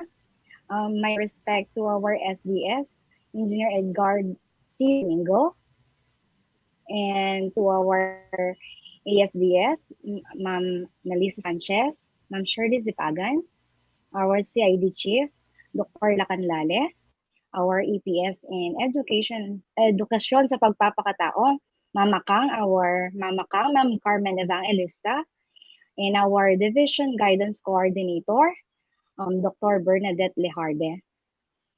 And to our viewers po, our principals, our teachers po, happy morning to all po. And now, I am honored po na I am one of the speakers in the division orientation. So, um, I will present to you the Homeroom Guidance Program Best Practices Elementary Level. Okay, let me share to you our tagline sa aming district po, San Luis District. Abe-abe, ni Papa ng tabi, para king tagumpe. Very kaya po ini, very important siya po ini, abe-abe tamong, ni Papa ng tabi, para king tagumpe. What is tagumpe po? For the success na ni Kaya Katamong project and best practices po kayong Kaya Katamong school, abi-abi at tamo pong may papa ng tabi para po king tagumpena ng kaya katamong eskwela at ni kaya katamong learners. And yes po, sabi nga po ni Ma'am Elaine kanina, every gising is a blessing. So be a blessing to others po. Be a blessing to our learners. Yan po. So, ayan, for the last school year, 2020-2021, we have this innovation or best practices in our district. The first innovation is the Project Plus. The Project Plus is from Santa Catalina Elementary School, headed by Sir J. Bonifacio, and the guidance designate is Ma'am Selina Acampo. The Project Plus is, what is this?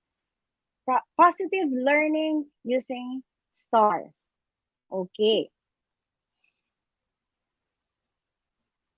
Ayan. Ano po yung project class na to? Paano siya nakakatulong sa ating mga learners? So this Project Plus is to motivate pupils in answering their modules to get desirable learning. It also give incentive or awards like stars for those pupils who strive harder in answering their modules. Ang stars po na to is ano po, yung ginagamit po sa primary level, yung cutouts of stars. Pwede din pong nung face-to-face po tayo, gumagamit tayo ng mga marks po, di ba? Yung stamp, linalagyan po yung mga pupils natin kapag very good sila. But this time, dahil wala po tayong face-to-face, gagamit po tayo ng cut out of stars. Pwede din po silang lagyan ng mga popsicle sticks, pwede din po silang i-laminate. Depende po sa atin kung paano natin ibigay sa mga learners natin, kung paano po natin sila ma-motivate. Kasi dati kapag stars lang na stamp, pwede siyang mabura pag naligo na siya, di ba? Yung mga bata, kapag nalagyan po sila ng stars, ayaw nilang maligo kasi ayaw nilang mabura yung very good nila. But this time, pwede po nilang i-keep ang kanilang stars. Yung mga parents po natin, pwede din nilang lagyan ng dates na anong date na to, yung lesson na to, merong star yung aking anak. So, mamomotivate po yung parents and also the pupils po. Ayan. Ayan po yung mga pictures ng mga pupils natin. Ang saya-saya nila, no? So, yung pagbibigay po ng stars na to, usually ginagamit po natin to sa primary level. Next po is Project OK sa HGP. Project OK means Online Kamustahan sa Homeroom Guidance Program. This project is from Santa Catalina Elementary School, also headed by Sir J. Bonifacio, and the guidance designate is Selena Ocampo. Ayan po, ano, ang dami po nilang naiisip na innovation. Alam ko po, lahat po tayo, mga teachers, ay very creative. Ayan, pwede po natin silang ilagak sa school natin, or hindi na po natin namamalayan, ay nagagawa na po pala natin ito sa ating paaralan. So, this project OK sa HGP is to improve the level of understanding of pupils in answering the HGP modules through online kamustahan. Ayan, meron po silang mga screenshots ng mga online kamustahan ng mga parents and pupils at ang kanilang pagmo-monitor sa ating mga learners sa pagsagot ng kanilang mga modules. Okay. And then po, next is Project Shield from San Carlos Elementary School, headed by Ma'am Lilibet Bilandig, and the guidance designate is Ma'am Janet R. Sumat. What is Project Shield? So, this Project Shield is a strategic home-based instruction in homeroom guidance enhanced learning delivery. It is to increase the performance level of 301 or 37.57% of the school learners in homeroom guidance. It is also scheduling different activities, provision of printed activities related to the lesson in homeroom guidance, regular monitoring of learners, perform the activity, dialogue with the parents using online virtual or yung online kamustahan po natin, limited face-to-face and phone calls. Reminders lang po dun sa limited face-to-face po natin, don't forget to follow our health and safety protocols po no, ng ating mga paaralan. And then po, next is conduct skills tests in answering the WH questions in every situation in given story or situations ng ating mga modules po. Provisions of checklists of characteristics of learners to be answered by parents. Ayan, yung provision of checklist po yung binibigay natin na checklist sa mga magulang para po ma-monitor din natin yung mga bata kung ano yung performance po nila. Kasi not all the time po nakikita natin yung ginagawa nila sa bahay, kung naa-adapt ba po nila, kung nagagawa po ba nila yung mga activities na dapat nilang gawin. And lastly, follow-up instructions to parents and guardians. Ayan po, we need to follow up instructions to parents and guardians kasi para po mag-guide din sila kung ano yung dapat at kung ano yung mga activities na dapat nilang matapos for that week. Ano po? And then po, ayan, meron po silang monitoring learners in answering homeroom guidance module in updates of different activities. Ayan, makikita po natin dyan ang pagsasagot ng mga bata sa kanilang mga modules and of course, with the help of their parents and guardians.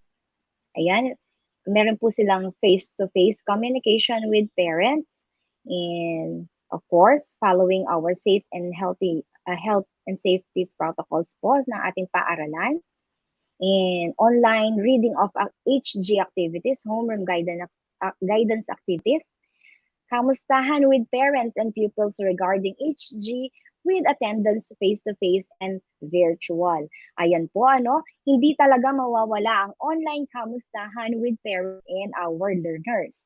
Kasi yan lang po ang pinaka-safe at kung saan po natin sila mamomonitor kung depende po sa teacher kung araw-araw nilang kinukumusta po yung mga bata or meron po silang schedule ng online kamustahan. Ayan. And next po, the reach out, teach out. The reach out and teach out is from Santo Niño Elementary School po, headed by Ma'am Belinda S. Kayanan, and the guidance designate po, school guidance designate is Ma'am Mercy L. Agon. Ayan. Santo Niño Elementary School. Napakaganda po ng innovation na to, na best practices, na one of the best practices po ng Santo Niño Elementary School. Ito po, pwede po nating i-adapt to. Ano? Bagay na bagay siya dun sa tagline ng aming district. Abe-abe, mi papa ng tabi. Ayan, kasi partnership po siya ng school at ng mga barangay officials. Ano po yung partnership na yon? Ano po yung gagawin ng barangay officials sa school? Ito po yun.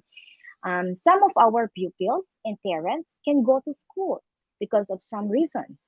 Ayan, meron po silang kagawad na nakaschedule po na magdi-distribute or magre-retrieve ng module ng bata kasi hindi siya mapunta sa school. So, parents and pupils po, mga learners, wala po tayong excuse sa pag-answer ng mga modules. Ano po? Meron po silang innovation para dyan. Gusto nyo at hindi nyo gusto, ayan, mag-a-answer kayo ng inyong mga modules, mga learners po. Kasi meron pong maghahatid at kukuha ng inyong mga modules. Maraming salamat po sa mga barangay officials po ng Santo Niño Elementary School. Ayan po yung mga pictures nila. And next, the Project Gamat. Ano po ang Project Gamat? Gabi, ang tabi ning matuwa, anak, at taluturo. This is from San Nicolas Elementary School, headed by their OIC po, Ma'am Mary Grace D. Puno, and the school guidance designate po, Ma'am Marisa N. Musni po. Ayan. Bagay din po siya dun sa abe-abe, ni Papa ng Tabe, no? Kasi meron siyang antabe ning matuwa, anak at talturo. It's a collaboration po talaga, no? Kapag gumagawa tayo ng innovation. So what is this Project Gamat? This Project Gamat is a consistent collaboration and communication with parents to ensure the development of learners' psychological and emotional aspects. Ayan po, meron din po sila mga virtual kamustahan and mga photos po na at talagang antabayanan dala po rin kay katamong anak at talaturo po man ang tabela naman po ka rin kay katamong anak. It's a collaboration po, no? Ayan. Napaka-supportive po ng mga parents, no? Sa pag-answer ng kanilang mga modules. Next po is the Project Love. Ayan. Ang Project Love po ay Learners Output Virtual Evaluation. Ayan na naman po si virtual evaluation. Ano po si virtual? Lahat po ng innovation natin during this pandemic is through our different platforms po, no? Virtually. This Project Lab is from Santa Cruz Pambilog Elementary School, headed by Sir Mervin Manalo and the school guidance designate, Ma'am Jennifer Kayanan. What is this Project Love? Ano kaya to? Love na love. Ano po?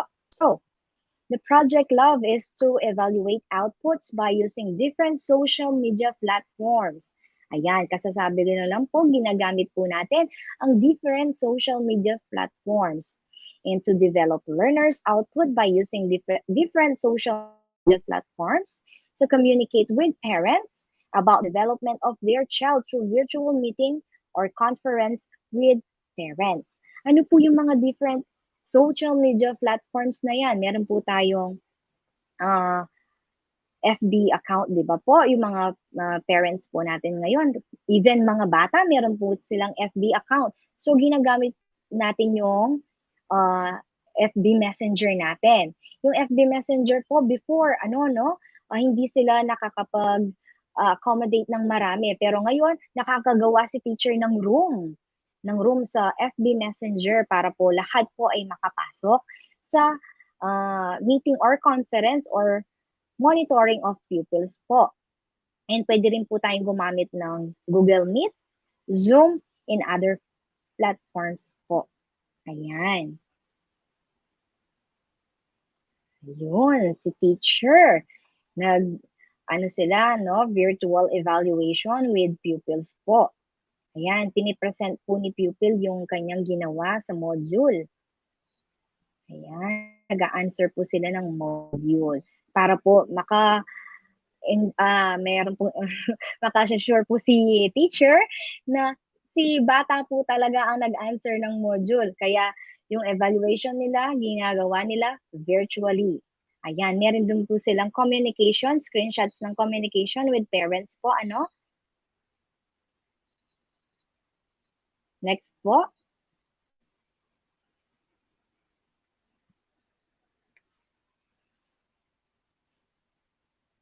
Ayan, learning by all means.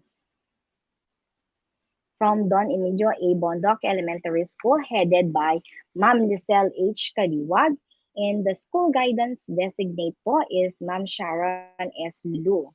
Ano po ang learning by all means na yan? Yan. Learning by all means provide learners with opportunities to learn and demonstrate attainment of competencies based on the homeroom guidance melts. Enhance and develop learners' outputs like skills demonstration, group presentation, and oral work that show mastery of competencies and standards. And also, it's the way of communication po ng parents on learners' outputs about their development. Ayan, pumapasok na naman si virtual. Ano po? Online kamustahan.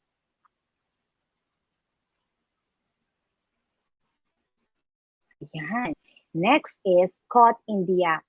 Actually po, this is one of my favorite po na innovation ng mga teachers sa San Luis District. Ano po? This caught in the act is from San Juan Elementary School po, headed by Ma'am Roselia Lulu, and their school guidance designate is Ma'am Nelia M. Peña.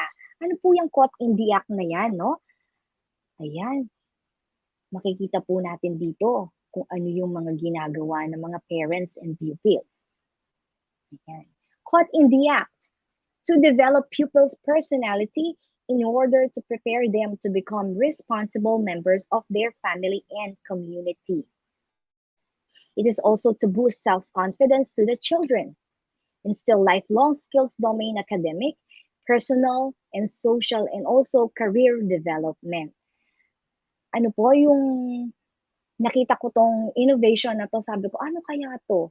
Bakit kaya sila may mga pupils na naghugas ng plato, may nagmamano? Ayun, sabi po ni school guidance designate, yung caught in the act ay collaboration po ng teacher kay parent. Ano pong gagawin ni parent?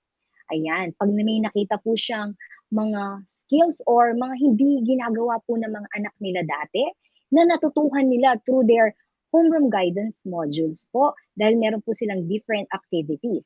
ang mga different activities na po yan ay ginagawa nila araw-araw. So si parent, pag nakita niya yun, ay, yung anak ko, natutunan niyang ganyan. Ayan, pipicturean ko siya, papakita ko kay teacher. It is a way also of monitoring po ng mga pupils na talagang na understand po nila yung kanilang mga lessons. And with that po, meron din sila ng or online virtual kamustahan din po, no? With the parents po. Interview with the parents and also the pupils. Ayan. So, tayo pong mga teachers, no, sa elementary and also sa mga higher level po, no, very creative tayong mga teachers. Ngayong pandemic nga po ay kailangan nating mag-isip, be creative po. Paano natin matutulungan yung mga learners natin? And also our parents, paano natin matutulungan si parent na paano niya matuturo yung lesson na yun sa bata? Kasi not all parents po ay alam kung ano yung ginagawa nating pagtuturo or strategies natin sa school para makinig kay teacher.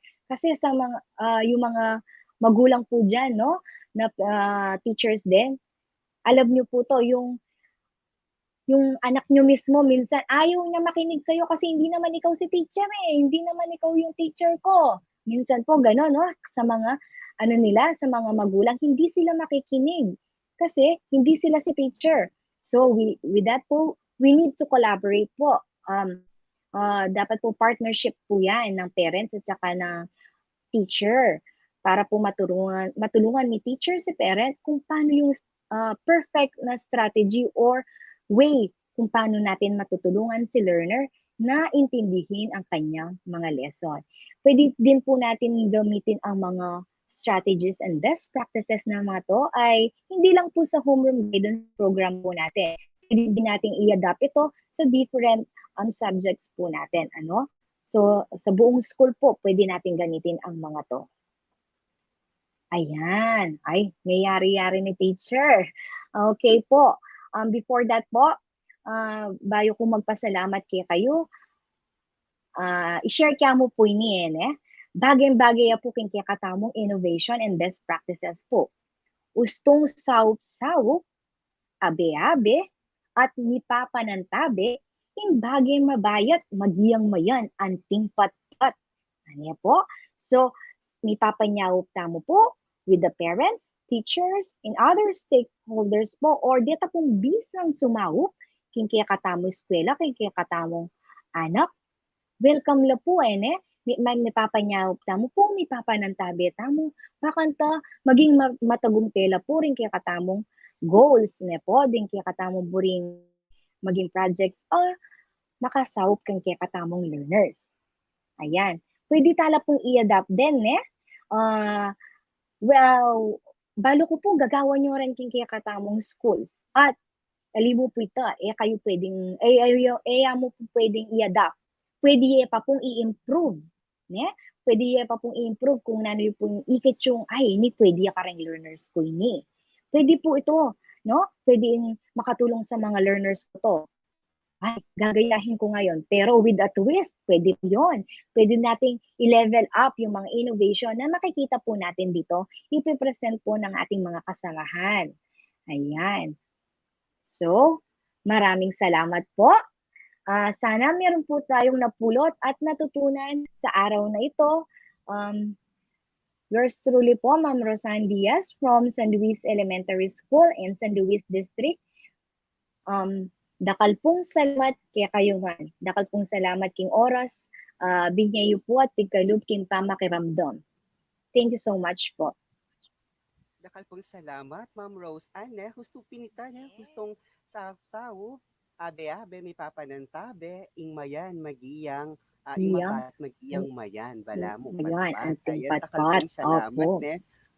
Tutuman po, ne, in this particular, ito pong pepakit ng madam, karata pong picture, ne. Then pong anak talaga, lalo pag elementarya, dapat, kahit tamo, ibala mo, pag may gobra tamo, ang tabi tala, ne. So, pantala, banta, itang eda balu, babaluda in the nice way and simple way, mataya po dapat, ne. Yes Kasi po po. ngayon yung bagay ngayon ni aking kapaligid tamo, eto naman po kasi balo, ne. Kasi tutu talaga, yung mumunang umumunang eskwelahan daring anak. Yapin po yung hometown mo, yung baleta mo, kaya mo muna rin din pengari, yapin din mo munang talaturo, ne po. Dakal pong Yes salamat, Ma'am po. Rose Ann. Yan po. Thank you so much po.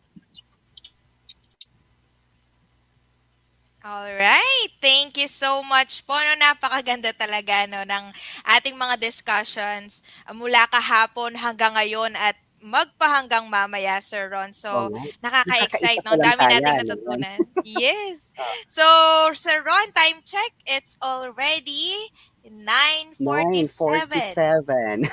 Yes, in Ayan, the ma'am. morning. So, inantala pa mong oras din kaya katamon talaturo na minum-danum, Mhm. kumomeryenda, comfort room la pa sa guli, abang pong kaya katamong attendance leak at siya po kaya katang screen ne, ayo po kakalingwan. And then kapag po may attendance, tamo scratch siya tala po and then po Screenshot. isend tala yung respective GC da rin kaya Yes. katamong cluster or district. Then po, in kaya Yes katamo po. rin pong live, ayan po, Mhm. pwede tala po albayan at balik-balikan king YouTube. Ayan, DepEd Pampanga YT channel.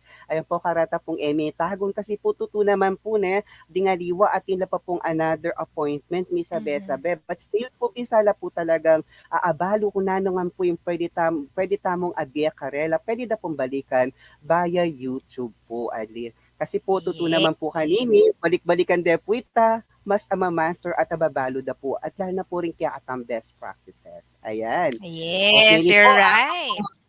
mag-break lang mamasa tamong comments kasi bala mo, Mhm. dara ka la rin kaya katamo pong viewers, ne, karatapambisang makapanalbeng, aliwaliwang best practices. Yes, ma'am. Yes, so 9:48 na no, Sir Ron, babalik sila ng at least 9:53. Tama 53. ba? Yes.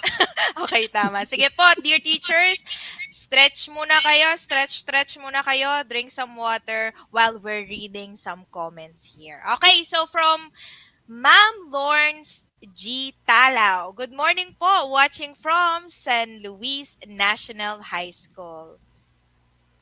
Happy watching po. Ayan. Ma'am Lou ID, currently watching from Lakmit Elementary School. Ayan, hello po, Maya Payabak po. Yay! And we also have Ma'am Win M. Tunggol. Good morning po, watching from Paroba Elementary School, Arayat East District.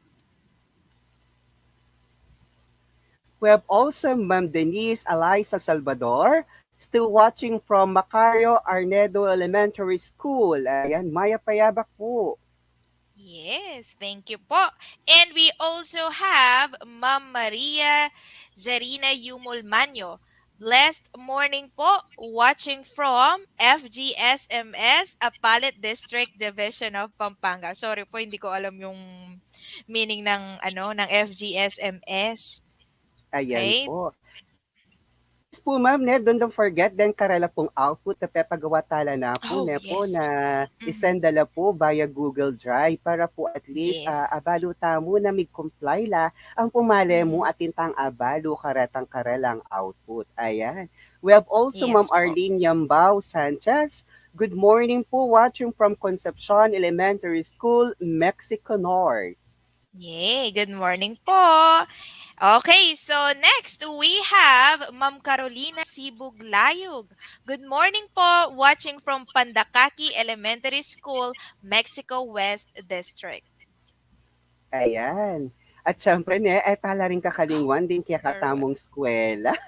Mm-hmm. Ayan. Ayan, happy morning po kay Mapaniki High School, Cluster 5. Kaya kami pong school head, Ma'am Marites de Palacio. Ayan po, still po na laging susuporta. Kaya kami pong development, ayan, professional development, dahil kayang tabing taluturo. Ayan, maraming salamat po ma'am. And also Sir Ruel Aguiluz, watching all the way from San Roque, Dahu High School. Ayan po, good morning sir. Yes. We also have, ay, ito yung kanina, Ma'am, nabasa na ba siya? Yes Ma'am po. Danis Yes. Alayza Salvador. Okay, still watching from Macario Arnedo. All right, next we have Ma'am Lane Jerica Reyes Meneses. Good morning again. Watching from Tinajero National, Maine. God bless us all. Ayan, we have Ma'am Richie Kayanan. Oh, ayan, kilala si Kening, Meto Mintalaturo, Kenny po Candaba. Good morning, Ma'am. Wow. Watching from Paralaya Elementary School, Candaba West. Maya Payabak po, Ma'am. Yay! We also have Sir Edmund Bartolome Salas. Good morning. Still learning from Pandakaki Elementary School, Mexico South District. Happy learning Ayan po! po. Ayan po, we have also Ma'am Prima Angelita Cabrera Cañete. Hello po. Thanks for sharing the best practices. Ayan po, so pwede tala pong adopt them best practices Mhm. tamo. Or rather po mag-create tamo po, mas malago pa karito. Malay mo, next year de, ilan yung mag-present kaya katamo. Yay! Tama. And we also have Ma'am Marga SJ, still watching from Bahay Pare National High School, Cluster 5. Good morning po! May payaba po. Ayan. So, malay mo, ma'am, nepota naman, since ngayon po mag-watching la po. Ngayon naman po, burita lang akit, nanula po din karelang inside lesson about in this particular two-day webinar po. Banta abasa tala rin po. Malay mo Mhm. po, metong po ka rin kaya katang talaturo, may touch la po, may adapt lang, di kaya katang aliliwang best practices na pwede tala pong i-adapt ka relang respective school. So, basa talent po ta kanyan habang ating tamong oras. Okay po. Yes, tama po. Tama po 'yun, no. You can comment down po your insights, no, your thoughts about the topics po, no, the presentations, no, para naman po Yes. malaman namin kung ano ba yung nararamdaman nyo, no, or mga natutunan nyo for this webinar. Okay, siguro last na to, no, sir? Yes po, last na po. Okay. Last We shout have out. shout out or comments. Ayan. We Yeah. have Zaldi Roman Mendoza. Mapagpalang araw po. Watching Prof. San Rosario National High School, Minalin. Minalin. Ayan. Maya All payabak right. po kayo kongan. Ngayon Yes. po, At syempre, ne, tuloy-tuloy tayo po king kaya katamong best practices. Atin talapang akit video kanyan. I-share dala po din mhm. best practices per school, per class, or per category, per district. Okay po. Yes. Okay, Ngayon Sir po, Ronel, take it itutukita away. mo po. Yes. Welcome back, dear teacher and participant. How it is going? You can comment down through below your thoughts about the orientation for us to know that you're still with us. We do appreciate you and thank you for staying with us for 2 days. Hindi pa po tayo tapos. We don't want to Mhm. keep you waiting. So without further ado, let's move right along to our next speaker. Our speaker for this hour will present the Homeroom Guidance Best Practices Junior High School. I am pleased to welcome our speaker. She had her Master Arts in Education, major in Educational Management in 2016 at Pampanga State Agricultural University. She doesn't stop learning in 2018. She finished her master's degree in education, major in religious education at Holy Angel University. One of the significant seminars she attended was the seminar about simplified approach in doing research with SPSS application, a classroom research perspective. She currently grade 12 advisor, a senior high school guidance designate, CPP coordinator, senior high school focal person, and school property custodian. Ayan, ikaw na po ang may maraming task, ma'am. Ayan. Dear teachers, allow me to give a virtual floor and applause to Ma'am Annalyn C. Baclay as to present the best practices of the junior high school. Maya payabak po, ma'am. Good morning po. Happy and blessed morning po. So my respect to Ma'am Maria Carmen M. Evangelista, EPS and ESP, TLE, TVL, Senior High School, the Division of Pampanga. To our very supportive guidance program coordinator in the Division of Pampanga, Dr. Bernadette M. Lijarde, and to all guidance designate and counselors, together with our teachers from the elementary to senior high school, good morning po. So I was tasked to discuss our best practices in the implementation of junior high school last school year 2020-2021.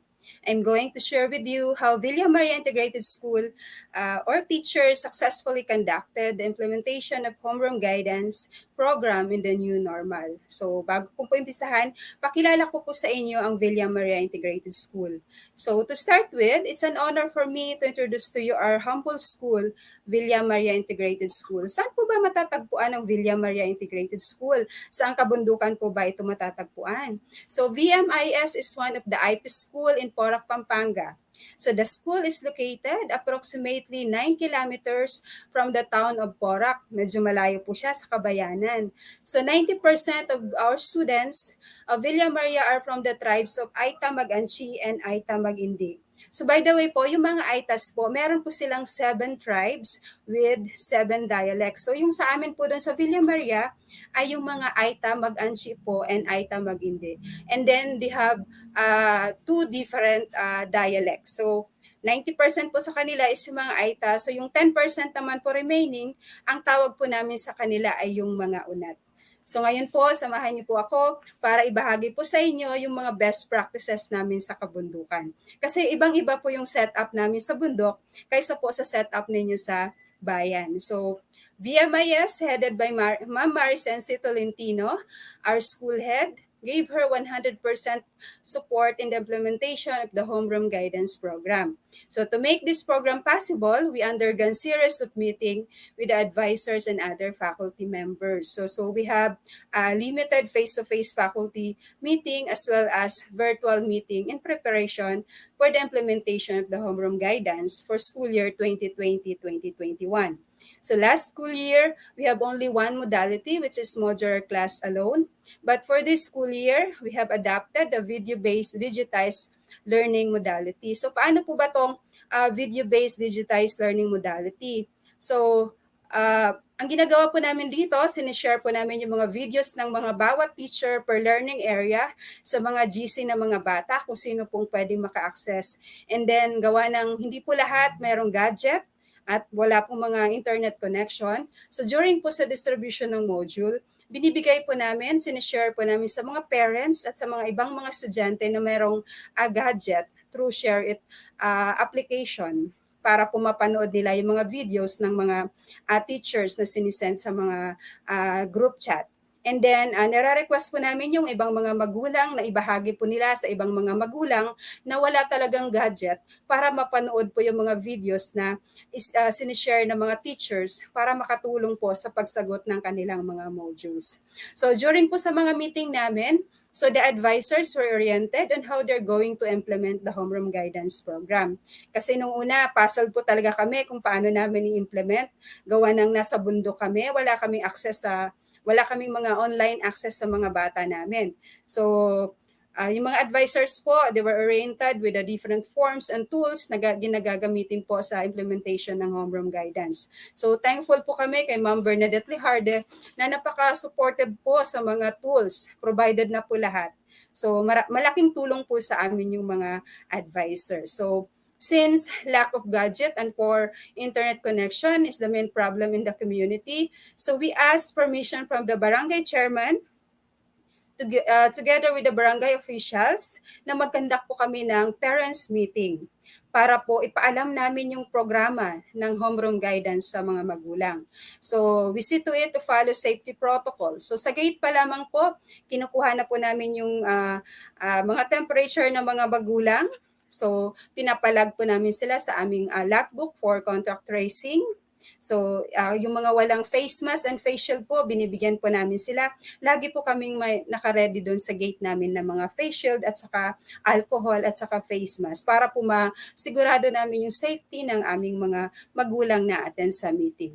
So, yung mga magulang naman po namin ay na-orient po namin sila kung paano po ba gagawin yung homeroom guidance. Ano ba yung role nila para sa homeroom guidance. So, mga magulang naman po ay nag-pledge po ng support nila para tulungan po yung kanilang mga anak, especially po sa mga homeroom guidance portfolio at sa mga output. So, mga magulang po, nangako po sila para po sa success ng program. So, yung mga ano po namin, so mga teachers po, so next slide po for the, next slide po, sir. So yan po yung ano, and then yung mga limited face-to-face faculty meeting namin and virtual faculty meeting. So pumapasok pa kami MWF. So doon po ginagawa po namin yung mga planning para po sa homeroom guidance. So next po, so yung para po sa aming parents meeting. Yan po. So, yung involvement of the parents and LGUs in the planning and preparation in the conduct of the homeroom guidance program. So, ang pinatawag po namin dyan is yung mga barangay leaders po para naman po hindi po masyadong marami. So, ang barangay chairman po namin, kasama po namin dyan. So, nangako po siya yung support, yung full support po ng mga LGUs namin ay nakuha naman po namin. So, next slide po for the printing of. Next slide po, sir. So yan naman po, kung makikita niyo po, yung mga advisors. So the advisors work hand in hand in printing the modules for the homeroom guidance. So pag kahit na yung iba po, work from home, nagpiprint pa rin po ng mga modules para po ready po para sa distribution. And pag nasa school naman po kami, so yun po, sinisigurado po namin na mabigyan po lahat ng mga bata ng module para kasi hindi po sila pwedeng mag-share ng mga modules gawa na ang lalayo po ng distance sa mga bahay ng mga estudyante namin. So yun po, malaking pasalamat ko po sa mga advisors na talagang handa po para sa, okay po, so para po, ito po yung innovation namin. Ito yung pinaka-highlights namin sa Villa Maria last school year. Yung aming sulong-dunong para sa edukasyon. So sabi nga namin, no students left behind. So since ITA students lack gadgets and internet access for online classes, so this modular distance learning on wheels aims to meet the education needs of ITA students from kindergarten to senior high school. So bakit po ba nabuo ang konsepto ng kolong-kolong? So isa po sa dahilan doon ay ang layo ng distance ng mga bawat bahay o bawat bahay ng mga estudyante papunta sa school. So ano po ang silbi ng kolong-kolong? So ang kolong-kolong po ang katulong ng mga guro para ihatid sa mga bawat station ang mga modules kasama ang telebisyon na kung saan may mga instructional videos ng bawat guro per learning areas. So, sabi nga nila, parang face-to-face yung setup. Opo, para po siyang face-to-face ang setup, pero po sinisigurado naman po namin na meron pong social distancing ang mga bata. And then, nakalimit lang po ng 10 na bata bawat minuto, bawat 10 minuto kasi meron po silang schedule per grade level. Kaya hindi po nagiging congested yung area sa panonood po nila kasi naka-ano po sila, naka-divide naman po yung mga distribution ng modules. So ang mga magulang po ang katuwang namin sa pag-set up ng kolong-kolong at pag-set up po ng mga tent na kung saan magstay ang kolong-kolong mula po 7:30 ng umaga hanggang alas 5 po ng hapon. So nandun po kami nun magde-distribute. So ang laki po ng tulong, ang laki po ng role ng mga magulang sa aming modular class, lalo na yung 4 na magulang ng may-ari ng mga kolong-kolong kasi nasasakripisyo din po yung mga kolong-kolong nila mula umaga, tuwing Lunes po niyan, mula umaga hanggang hapon po. Next slide po. Okay, so yan naman po yung mga pictures namin during the distribution of modules. So sa Villa Maria po, meron po kaming 4 na station. So mga teachers po, naka-divide po kami sa 4 na grupo. So sa Villa Maria po, meron pong 2 barangay yan. So sa isang barangay, merong 2 station. So yung Inararo Rotary, Inararo Tulay, and then Villa Maria Tarik at Villa Maria Bana. So sa Villa Maria po, yan yung po yung area na pinakamalayo. So yung pagbibigay po namin ng modules na yan na per station, malaking tulong po yan para masigurado namin na makukuha po ng mga magulang yung mga modules ng kanilang mga anak. So sa unang distribution naman po namin, nakikita naman po namin na talagang yung suporta po ng mga magulang ay 100% po talaga. So may mga ilan lang po na hindi nakakuha sa maraming mga kadahilanan po. Pero meron naman po kaming paraan para para po maihatid pa rin po sa mga bata yung kanilang mga modules. So yung pong 4 na stations na yan ay mapadali at mapalapit ang mga magulang sa pagkuha ng kanilang mga modules. So, hindi na po kailangan ng mga magulang maglakad ng 1 hanggang 2 oras para pumunta sa school para kumuha po ng modules. So, sa bawat stations po, may naka-ready po kami na thermal scanner. Kinukuha po namin yung mga temperature ng magulang, may logbook din po kami, merong mga naka-ready face mask at saka alcohol. So para po ma-sure po namin yung safety ng bawat magulang na kukuha po ng modules. Okay, next po. Next slide po. Thank you po, sir. So, yan naman po, conducted regular home visitation and conference with the parents. So, sa mga magulang po na hindi nakakakuha ng modules during the distribution, so pagkatapos po ng distribution ng modules, chinecheck po namin kaagad yung mga attendance para po ma-check ng mga advisors kung sino po yung kanilang pupuntahan pagdating po ng Wednesday, pagdating po ng Miyerkules. Kasi pagdating po ng Miyerkules, yung mga modules po na hindi po nakuha nung Monday ay i-deliver po ulit ng mga advisors. So, konting sakripisyo po talaga. At para makumusta po ng mga advisors kung bakit hindi po nakakuha ng module yung magulang, ano pong nangyari. So, ito po yung isang paraan namin para makumusta yung mga magulang is yung regular home visitation to monitor the progress of the students dahil nahirapan kami i-monitor sila online dahil sa walang mga gadgets at walang internet connections. Since COVID-free naman po ang Villa Maria, confident naman po kami na safe kami at yung mga magulang at bawat bahay na pinupuntahan namin. So malaking tulong po ang home visitation dahil po sa mga AITA, pag pinuntahan mo sila at naglaan ka ng oras para sa kanila, ay malaking bagay yon. Para po sa kanila ay pinapahalagahan mo sila. At yun po ang mission naming mga guro sa Villa Maria. Sabi nga po namin, commitment and compassion po sa pagtuturo sa kabundukan ang dapat nasa puso ng mga guro. Dagdag ko pa po ang dedication. Kasi kung hindi ka dedicated na magturo sa mga upland school or sa mga AITA community, baka ma-depress ka. Kasi ibang-iba po talaga yung setup namin sa bundok kaysa po sa setup ng mga teachers sa bayan. So next slide po. So ito naman po yung mga sample output ng aming mga junior high school sa mga activities po sa homeroom guidance. So makikita niyo po dyan, lumalabas po yung kanilang pagiging creative. So sa mga AITA po, nag-enjoy po sila dun sa pagdodrawing dahil na-express po nila yung kanilang mga sarili sa pagdodrawing.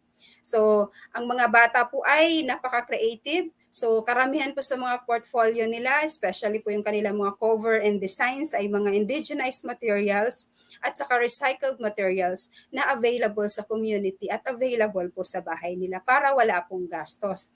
At in-encourage po talaga namin sila na wala po talaga dapat gastos. So yung isang output po ng bata na agila, ang ganda po ng sagot niya nung tinanong ko kung bakit agila. So sabi niya po sa akin, ma'am, gusto ko pong makapagtapos ng pag-aaral dahil gusto ko pong maiahon or makalaya sa kahirapan ang pamilya ko. Dahil gusto kong maiba naman yung sitwasyon namin. Gusto kong umangat yung buhay namin.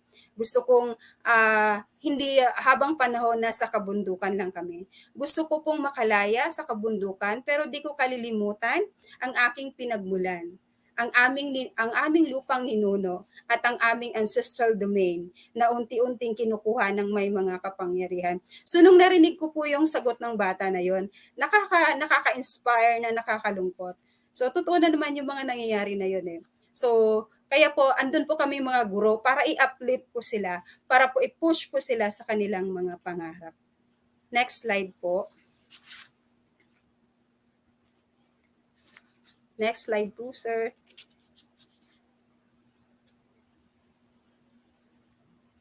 Next slide po. So sa mga ano po, ayan po ulit. So involvement of parents with the different homeroom guidance program activities. So ito po yung mga ipinangako ng aming mga magulang na tutulungan nila kami sa iba't ibang gawain sa homeroom guidance. Nakuha naman po namin yung suporta ng aming mga magulang. Sa mga magulang din po namin, kahit mahirap ang signal, ay sinisikap po nilang makilahok sa mga orientation ng homeroom guidance. Kahit ilang magulang lang po ang nakapag-participate sa online orientation ng homeroom guidance, para po sa aming mga advisors ay malaking accomplishment na po yon, na para po sa amin, kaya din po nilang makipagsabayan sa mga magulang na nasa baba. Next slide po. Next slide po, sir. Okay. So, yan naman po yung evaluation of student output. So, yan po yung aming mga magigiting na guro sa Villa Maria na laging masigasig at excited para matulungan ang bawat batang Aita upang mahubog at malinang ang kanilang mga kaalaman. So, iba't ibang diskarte po ang ginagawa ng mga advisors para i-monitor at evaluate ang output ng mga bata sa homeroom guidance. Kung napansin niyo po, bakit may mga bata sa school? So, yan naman po ay ipinagpaalam po namin sa barangay chairman at mga magulang. At yung mga bata po na yan ay mga nasa hustong gulang na po, mga nasa 18 years old and above na po sila. Kasi karamihan po kasi sa mga estudyante namin sa junior high school ay mga may mga asawa na, at saka yung iba naman po dyan ay may mga anak na din po. Pero malaki po yung pasalamat namin dahil kahit na pandemic ay hindi po nila pinabayaan yung kanilang pag-aaral. Kahit may mga asawa at anak na ay pinagpatuloy pa rin po nila yung pagmo-module para makapagtapos po sila ng pag-aaral. So, kaya nga po sa Villa Maria, isa po sa hashtag namin ay Learning Never Stop and No Students Left Behind amid this pandemic. Next slide po. So, next slide po. Thank you po. Okay, so last slide ko na po to.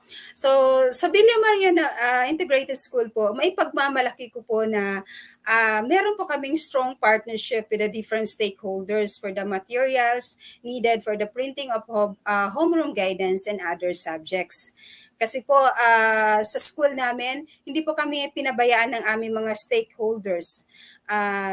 Sa totoo po niyan, bumuhos po yung mga tulong sa amin ngayong pandemic sa mga donations lang po ng mga bond paper, ink, and then other COVID essentials, ay sapat naman po yung aming mga gamit, sapat po yung aming bond paper para po sa printing ng homeroom guidance. Hanggang sa ngayon po ay meron pa po kami nagagamit para po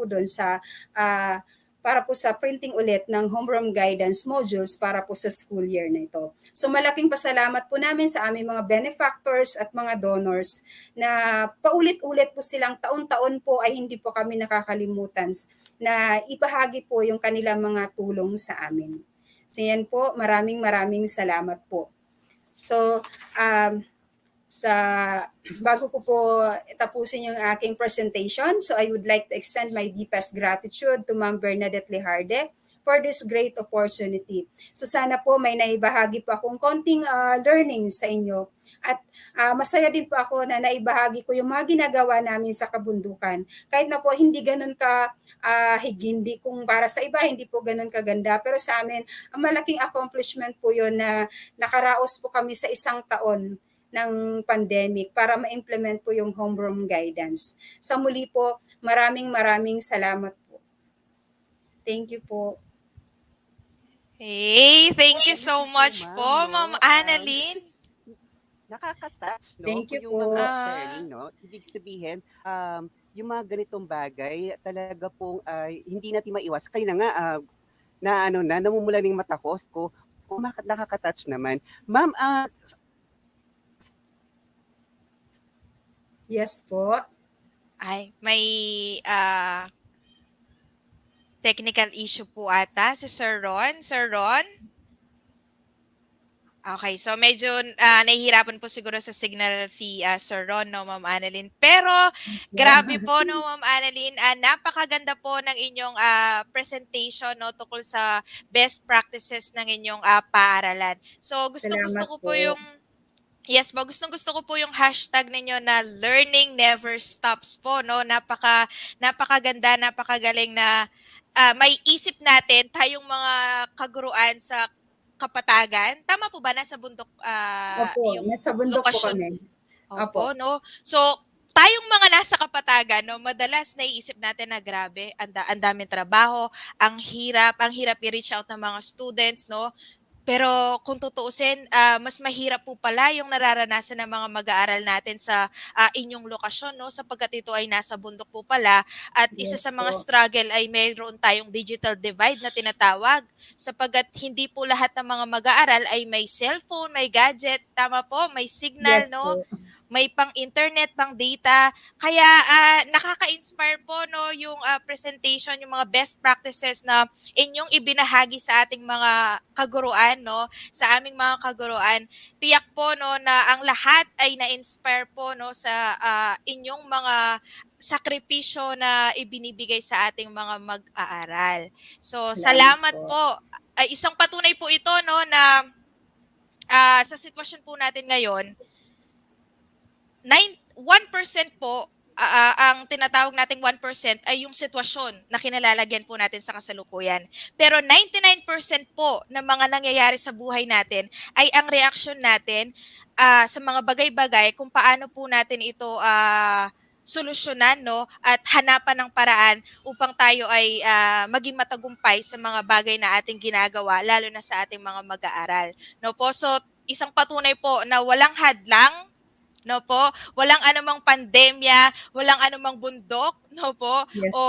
anumang digital divide ang makakapigil sa inyong mga kaguruan, sa ating mga kaguruan upang matulungan ng ating mga mag-aaral na maitawid ang kanilang pag-aaral sa gitna ng pandemya na ating kinakaharap sa kasalukuyan. Salamat po, Ma'am Annalyn, for that inspiring presentation po. Thank you very much po. Thank you din po. Maraming salamat po. Yes po. Okay. So now, I think wala pa po si Sir Ronel, no? Okay, now, let's proceed na lang po sa ating next presenter. No, I am delighted po to introduce the next presenter or speaker who's going to discuss about the senior high school homeroom guidance best practices. So allow me to introduce him po. He took up Bachelor of Secondary Education major in English at Pampanga State Agricultural University and graduated as a cum laude. He finished his master's degree in education major in English in the same university and currently taking up doctoral degree in English language and literature at La Consolacion University, Philippines. Uh, Malolos campus. He also received various awards and recognition in the field of education. No? So these are the recognition for research oral presentation in Tokyo, Japan. Wow! Pag-international po itong ating next presenter no po on March 2019.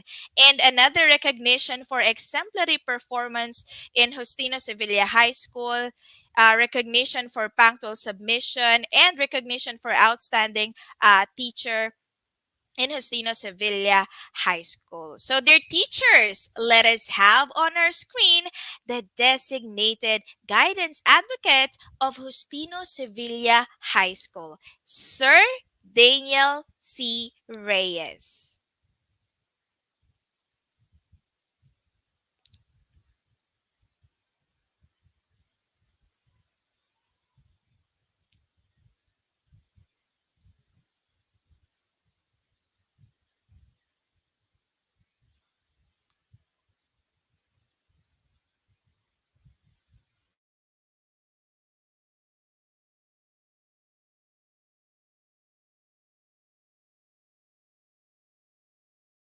Senior high school guidance designate of Justino Sevilla High School for almost 5 years now.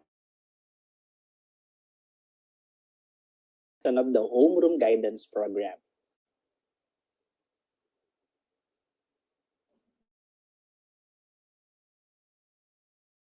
Students with 683 in grade 11 and 469 sa grade 12. 15 sa grade 11 at 11 naman sa grade 12. In the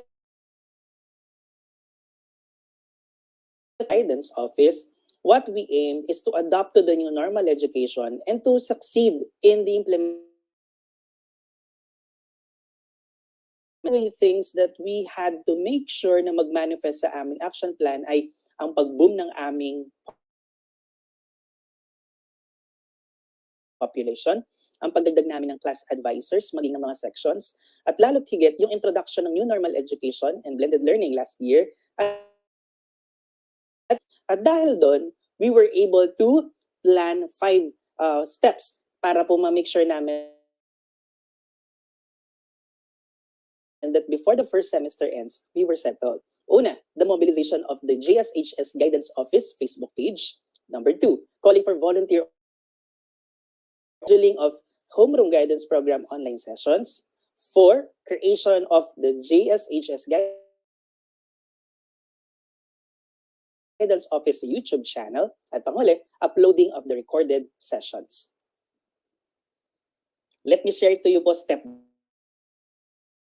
by step. The first one is the mobilization of the JSHS Guidance Office Facebook page. 2019 pa lang po, nakagawa na kami ng Facebook page. But we had to have the strong support of our stakeholders para talagang ma-mobilize namin ang Facebook page na ito, kung saan doon po kami nag-a-announce, nag-disseminate ng mga information tungkol sa mga services na ino-offer ng Guidance Office, lalo na yung career guidance counseling na ino-offer.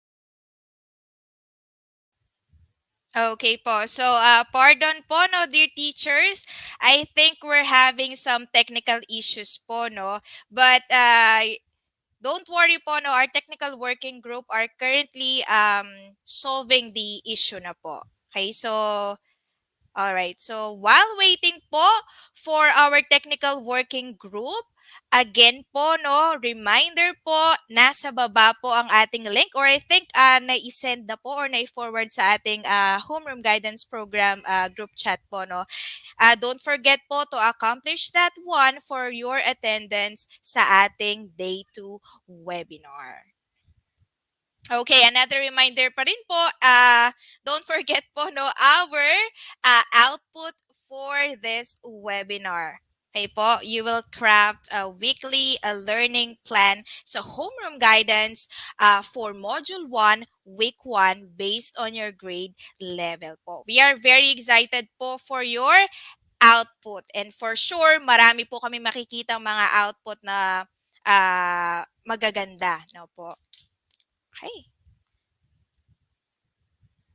Alright, so while waiting for our technical group, magbasa po muna tayo ng mga comments, no, sa ating FB Live. Also, reminder po, we are also live sa ating YouTube page po, no. Just search the YouTube channel of DepEd Pampanga. And you can also watch that po, no, sa inyong free time. If may na-miss kayo or mga gustong balikan ng mga key points, no po, you can always watch that po. Okay, so let's begin. You can comment down your thoughts, no? Or kung gusto nyo pong i-indicate ang name ng inyong school, cluster, okay lang din po. Okay, so we would love to hear from you po while waiting for the technical working group. Ayan. So, andyan si Ma'am May Manabat. Good morning. Still watching from San Esteban High School. Okay, that's from Macabebe, I think. Okay, sino pa? Ayan, still watching with us? Ma'am Madonna Roque from Santo Domingo Elementary School, Lubao North District. Okay, there you go, dear teachers. Ready na po ang ating video presentation. Agustino Civil High School for almost 5 years now. And let me share to you some of our best practices last year in the implementation of the Homeroom Guidance Program.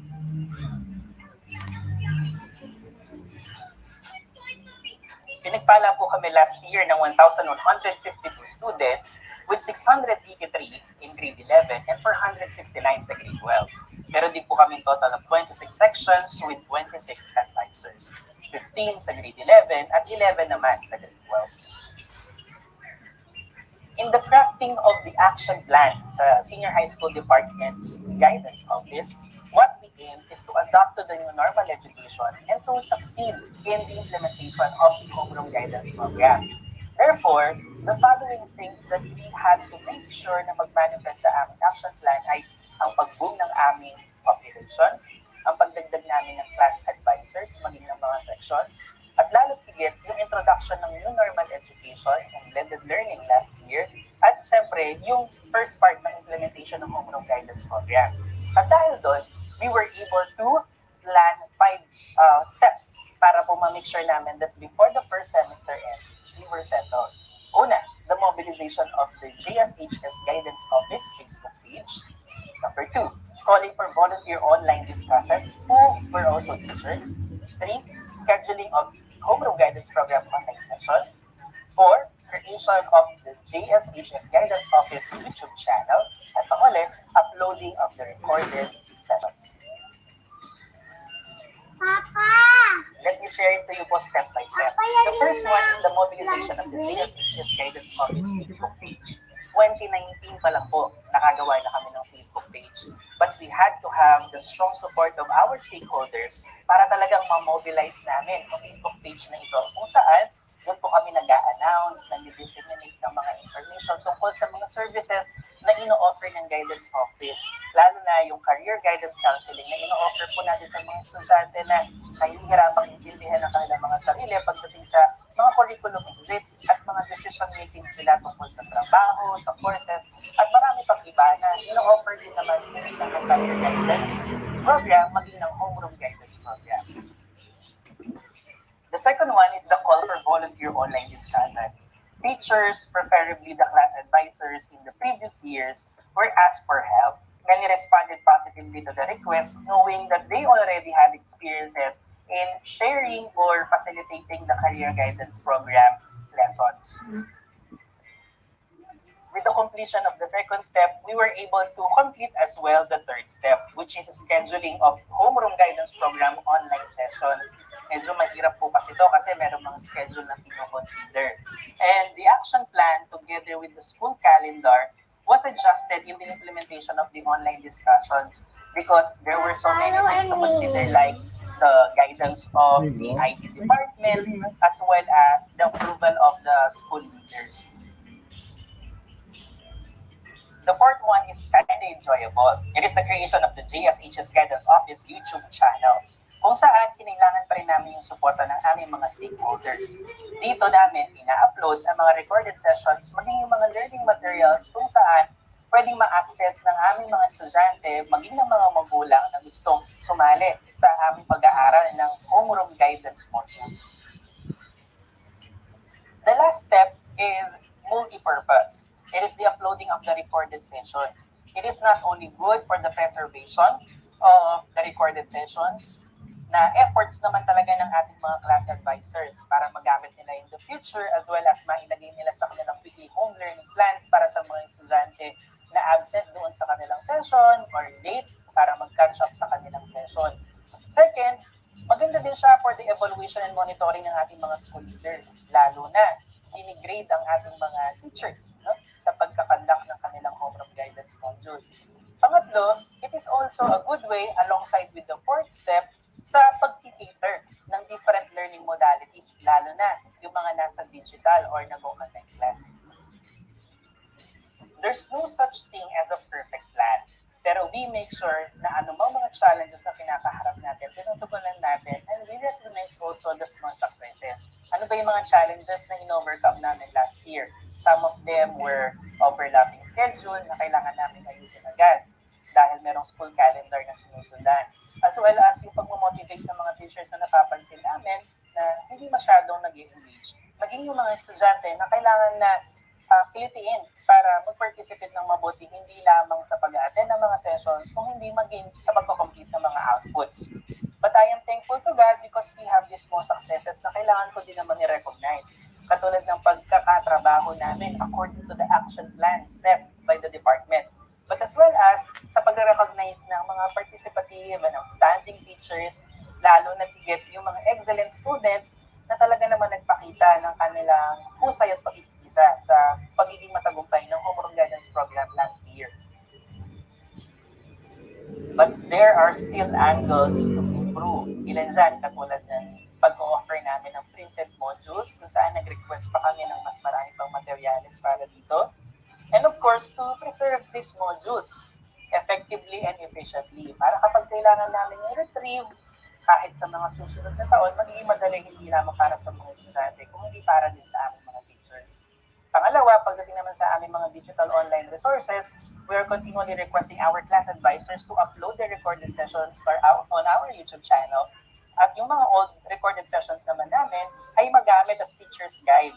Hindi lamang sa pag-review ng mga dati pang class advisors, maging sa pag-aaral ng mga new class advisors, at maidagdag din ito sa mga WHLPs sa part ng Homeroom Guidance Program para makita naman yung iba't ibang learning modalities.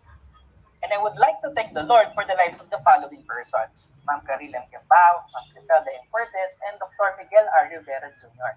sa patuloy nilang paggabay at pagtulong para ma-implement ang Homeroom Guidance Program sa aming eskwelahan ng epektibo at maayos. At maging po sa inyong mga nakinig sa best practices ng aming eskwelahan, God bless you all, and thank you.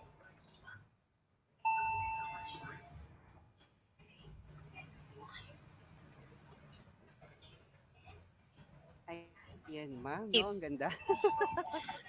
Ang dami nating natutunan ng mga no, sir, ng mga techniques, strategies, no, that we can adopt, no, we can develop, no, sa ating mga kani-kaniyang mga paaralan. Okay, for the homeroom guidance implementation. So, thank you very much po, Sir Daniel Reyes, for that comprehensive and very informative presentation. Yes po. Okay. So there you have it, dear teachers, no? Sir Ron, they were able to, witness the homeroom guidance best practices, no? Ng iba't ibang mga paaralan, and we believe that we were able to learn something from those discussions. Okay? So learning never stops nga, ika nga, no? We're always digging for ways on how to be an effective facilitators, no, teachers, no, in the new normal education. Sir Ron? Okay, so dear teacher participants, we're very sorry po, no, for the technical problems that we are currently experiencing. Part of the new normal po, no, and I believe we can always adopt naman and develop this kind of new setup in the new normal education. So all right, so we have learned a lot, and those learnings we can use them and apply in our school, no, for the effective implementation of HGP at this time of pandemic. So, dear teachers, our situation may be tough, but we believe that we teachers are way tougher. Tama po ba? No, we work as one, and we're always finding ways to give quality education for our learners. So tapos na tayo sa mga best practices. It's time to flex now the teaching demonstration in homeroom guidance that our presenters prepared for us today. So let us all give our undivided attention for us to observe, no po, and adopt different strategies that we can use or develop. Okay po, so allow me to give the virtual floor to our next presenter, okay, who's going to present a teaching demonstration in the kinder level. So she is from Sukad Elementary School. Let us all have on our screen Ma'am Christine Ansi Caniete.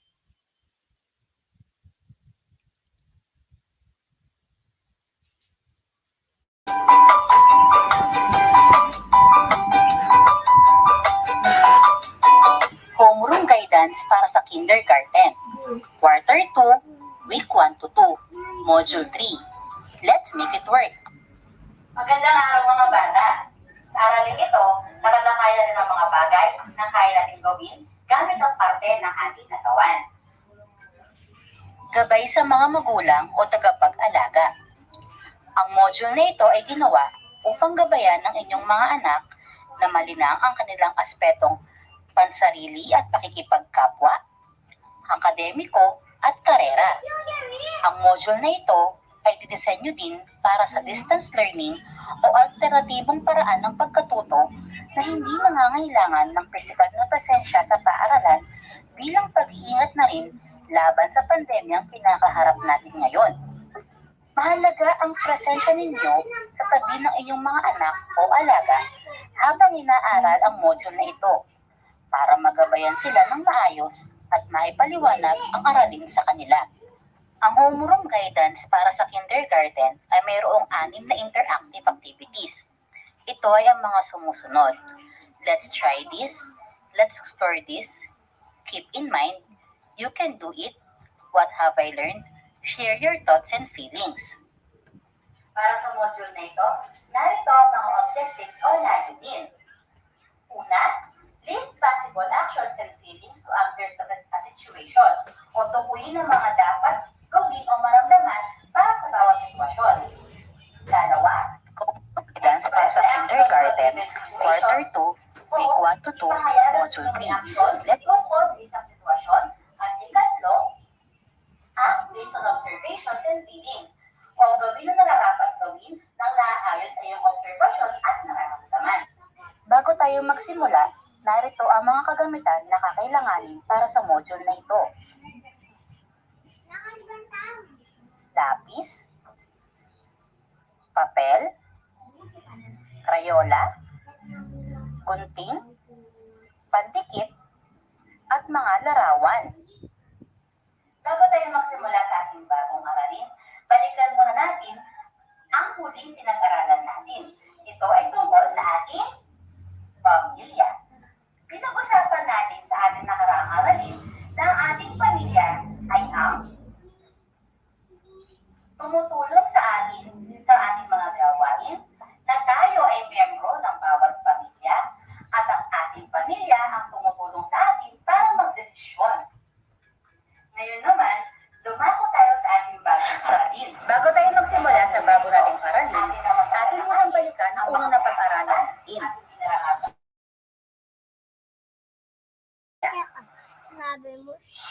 Napag-usapan natin na ang ating pamilya ang tumutulong sa atin sa ating mga gawain, na tayo ay miyembro ng isang pamilya at sila din ang tumutulong sa atin upang makagawa ng mga tamang desisyon.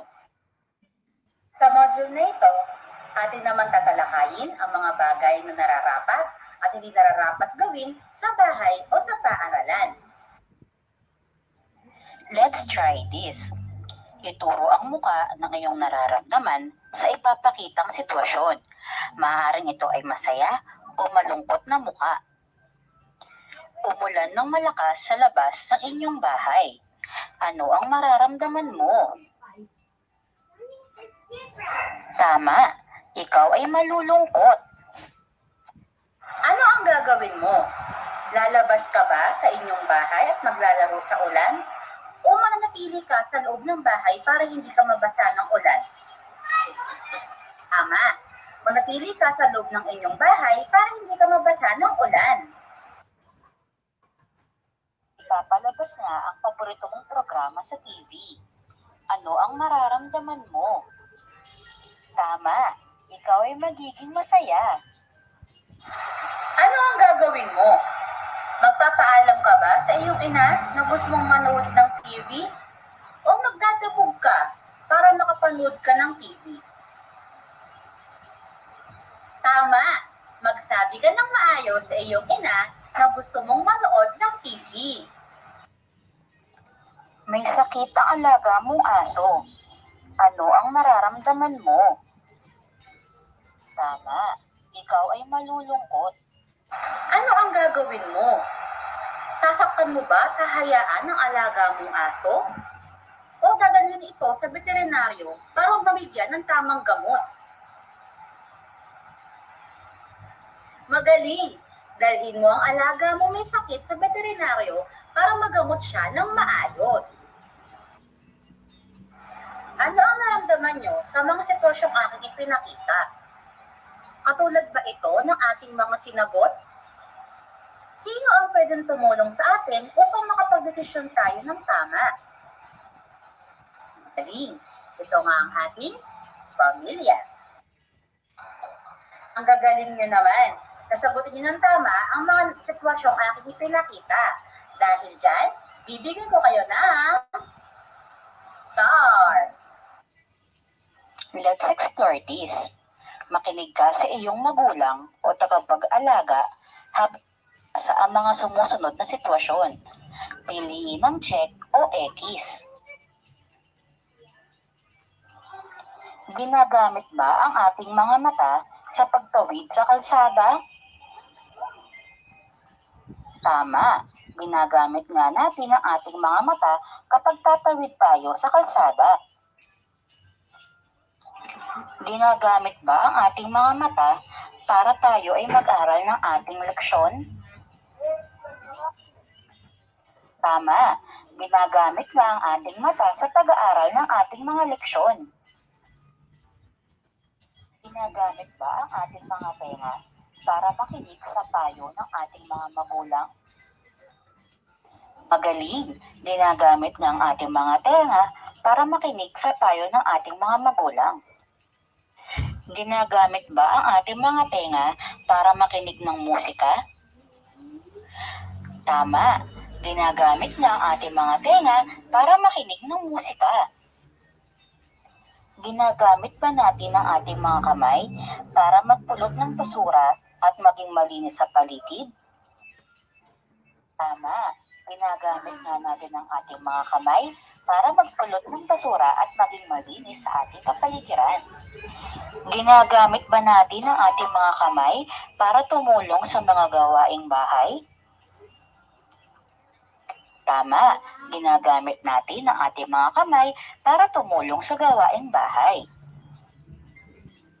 Ginagamit ba natin ang ating bibig para makipag-usap sa ibang tao? Tama. Ginagamit nga natin ang ating bibig para makipag-usap sa ibang tao. Ginagamit ba natin ang ating mga bibig upang makahingi ng paumanhin? Opo, ginagamit natin ang ating mga bibig upang tayo ay makahingi ng paumanhin. Ginagamit ba natin ang ating mga paa para makapunta sa iba't ibang lugar? Opo, ginagamit nga natin ang ating mga paa para makapunta sa iba't ibang lugar. Ginagamit ba natin ang ating mga paa para tayo ay makatakbo at makatalon? Opo, ginagamit natin ang ating mga paa para tayo ay makatakbo at makatalon. Ano ang iyong naramdaman habang sumasagot ka sa mga katanungan? Masaya ka ba dahil kaya mo nang gawin ang mga ito? O malungkot dahil may mga bagay ka pa na hindi mo kayang gawin? Lahat naman tayo ay may mga bagay pa na hindi kayang gawin. Kahit nga ako na isa ng guro, ay may mga bagay na hirap pa din ako. Pero sabi nga, always try to do your best. Never give up. Keep in mind, araw-araw ay meron tayong kinakaharap na iba't ibang sitwasyon. At sa bawat sitwasyon ating kakaharapin, lagi tayong may desisyon na kailangan gawin. Dapat ang mga desisyong ito ay laging tama. O kung magkamali man tayo sa mga desisyong ating gagawin, laging isipin na dapat dito ay meron tayong matutunan. Bakit kailangan natin pag-isipan ng kada desisyon? Dahil sa bawat desisyong ito ay merong maapektuhan. Maaaring ang ating pamilya o mga kaibigan. Huwag din natin kakalimutan na meron tayong parte ng ating katawan na pwede tayong tulungan sa ating pang-araw-araw na gawain. Katulad na lamang ng ating mata, tenga, bibig, kamay, ang mga parteng ito ng ating katawan ay kaloob ng Panginoon sa atin. Kaya kailangan gamitin natin ito sa mga makabuluhang paraan. Piliin kung ano ang tama at mali. Huwag kang nahihiyang lumapit sa iyong mga magulang o nakatatantang kapatid o maging sa iyong mga kaibigan para ikaw ay magabayan. Laging isa-isip na laging sa tama lamang ang ating gagawin hanggat maaari. Lagi natin itandaan na ang bawat parte ng ating katawan ay may kabuluhan. Kaya gamitin ang mga ito sa tama lamang. Katulad na lamang ng ating mga mata, na puro magaganda ang ating nakikita o binabasa, Ang ating mga tenga na puro magagandang bagay ang ating maririnig. Ang ating bibig na puro magagandang salita ang ilalabas. Ang ating mga kamay na pwedeng ipantulong sa ibang tao at ang ating mga paa na puro sa tamang lugar lamang ang ating pupuntahan. Huwag din kalimutan na meron tayong puso na kung saan nagbibigay at tumatanggap tayo ng pagmamahal. You can do it. Kumuha ka ng lapis at sagot at papel. Lagyan ng check ang hugis, emosyon o simbolo na kumakatawan sa iyong sagot para sa mga sumusunod na sitwasyon. Unang sitwasyon, nakakita ka ng tumpok ng basura sa tabi ng basurahan. Ano ang ginamit mong tandama upang maintindihan ng sitwasyon? Mata o bibig? Tama, ginamit mo ang iyong mata para maintindihan ang sitwasyon. Ano ang naramdaman mo sa iyong nakita? Masaya ba o malungkot? Tama, nakakalungkot nga namang makakita ng tumpok ng basura. Ano ang dapat mong gawin? Itatap mo ba sa ilog o ilalagay sa tamang basurahan? Tama, ilagay sa tamang basurahan ang basura. Ikalawang sitwasyon. Nakita at narinig mo na niloloko ng kaklase mo ang isang bata. Ano ang ginamit mong pandama upang maintindihan ng sitwasyon? Mata at tenga o kamay at bibig? Tama, mata at tenga ang ginamit mo sa sitwasyong ito.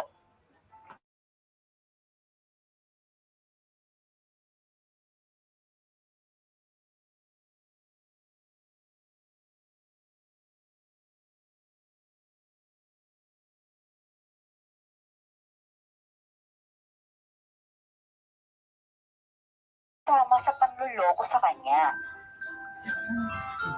Tama, tulungan mo ang batang niloloko at kausapin ang nanloloko na huwag na siyang ipuli. Nakita mo nakakalat sa sahig ang iyong mga laruan. Ano ang ginamit mong tandama upang maintindihan ang sitwasyon?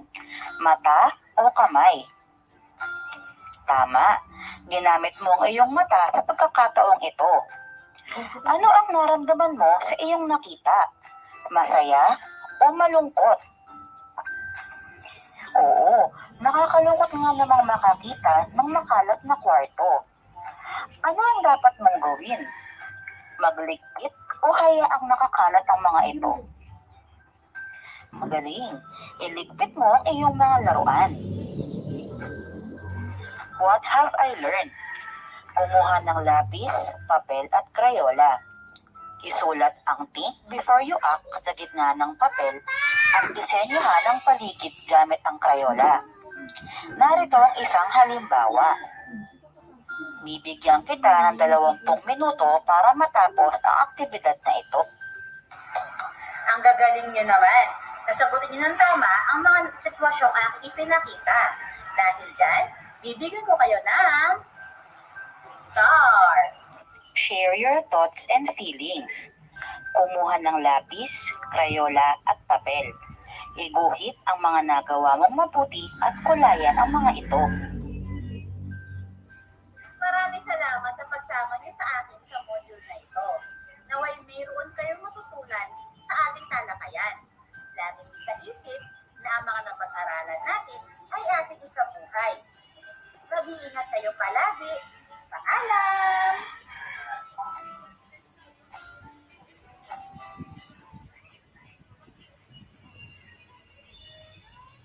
Okay, very nice teaching demo presentation po, no?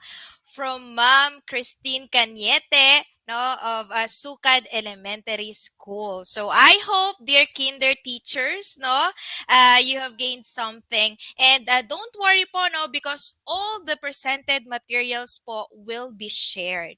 Okay po, meron po tayong Google Drive link po dyan na pwede ninyong ma-access just in case po na gusto ninyong mapanood or mga may points, may key points po kayong gustong makita ulit, no po, at i-adapt, i-develop you are free to use them po as your reference materials po.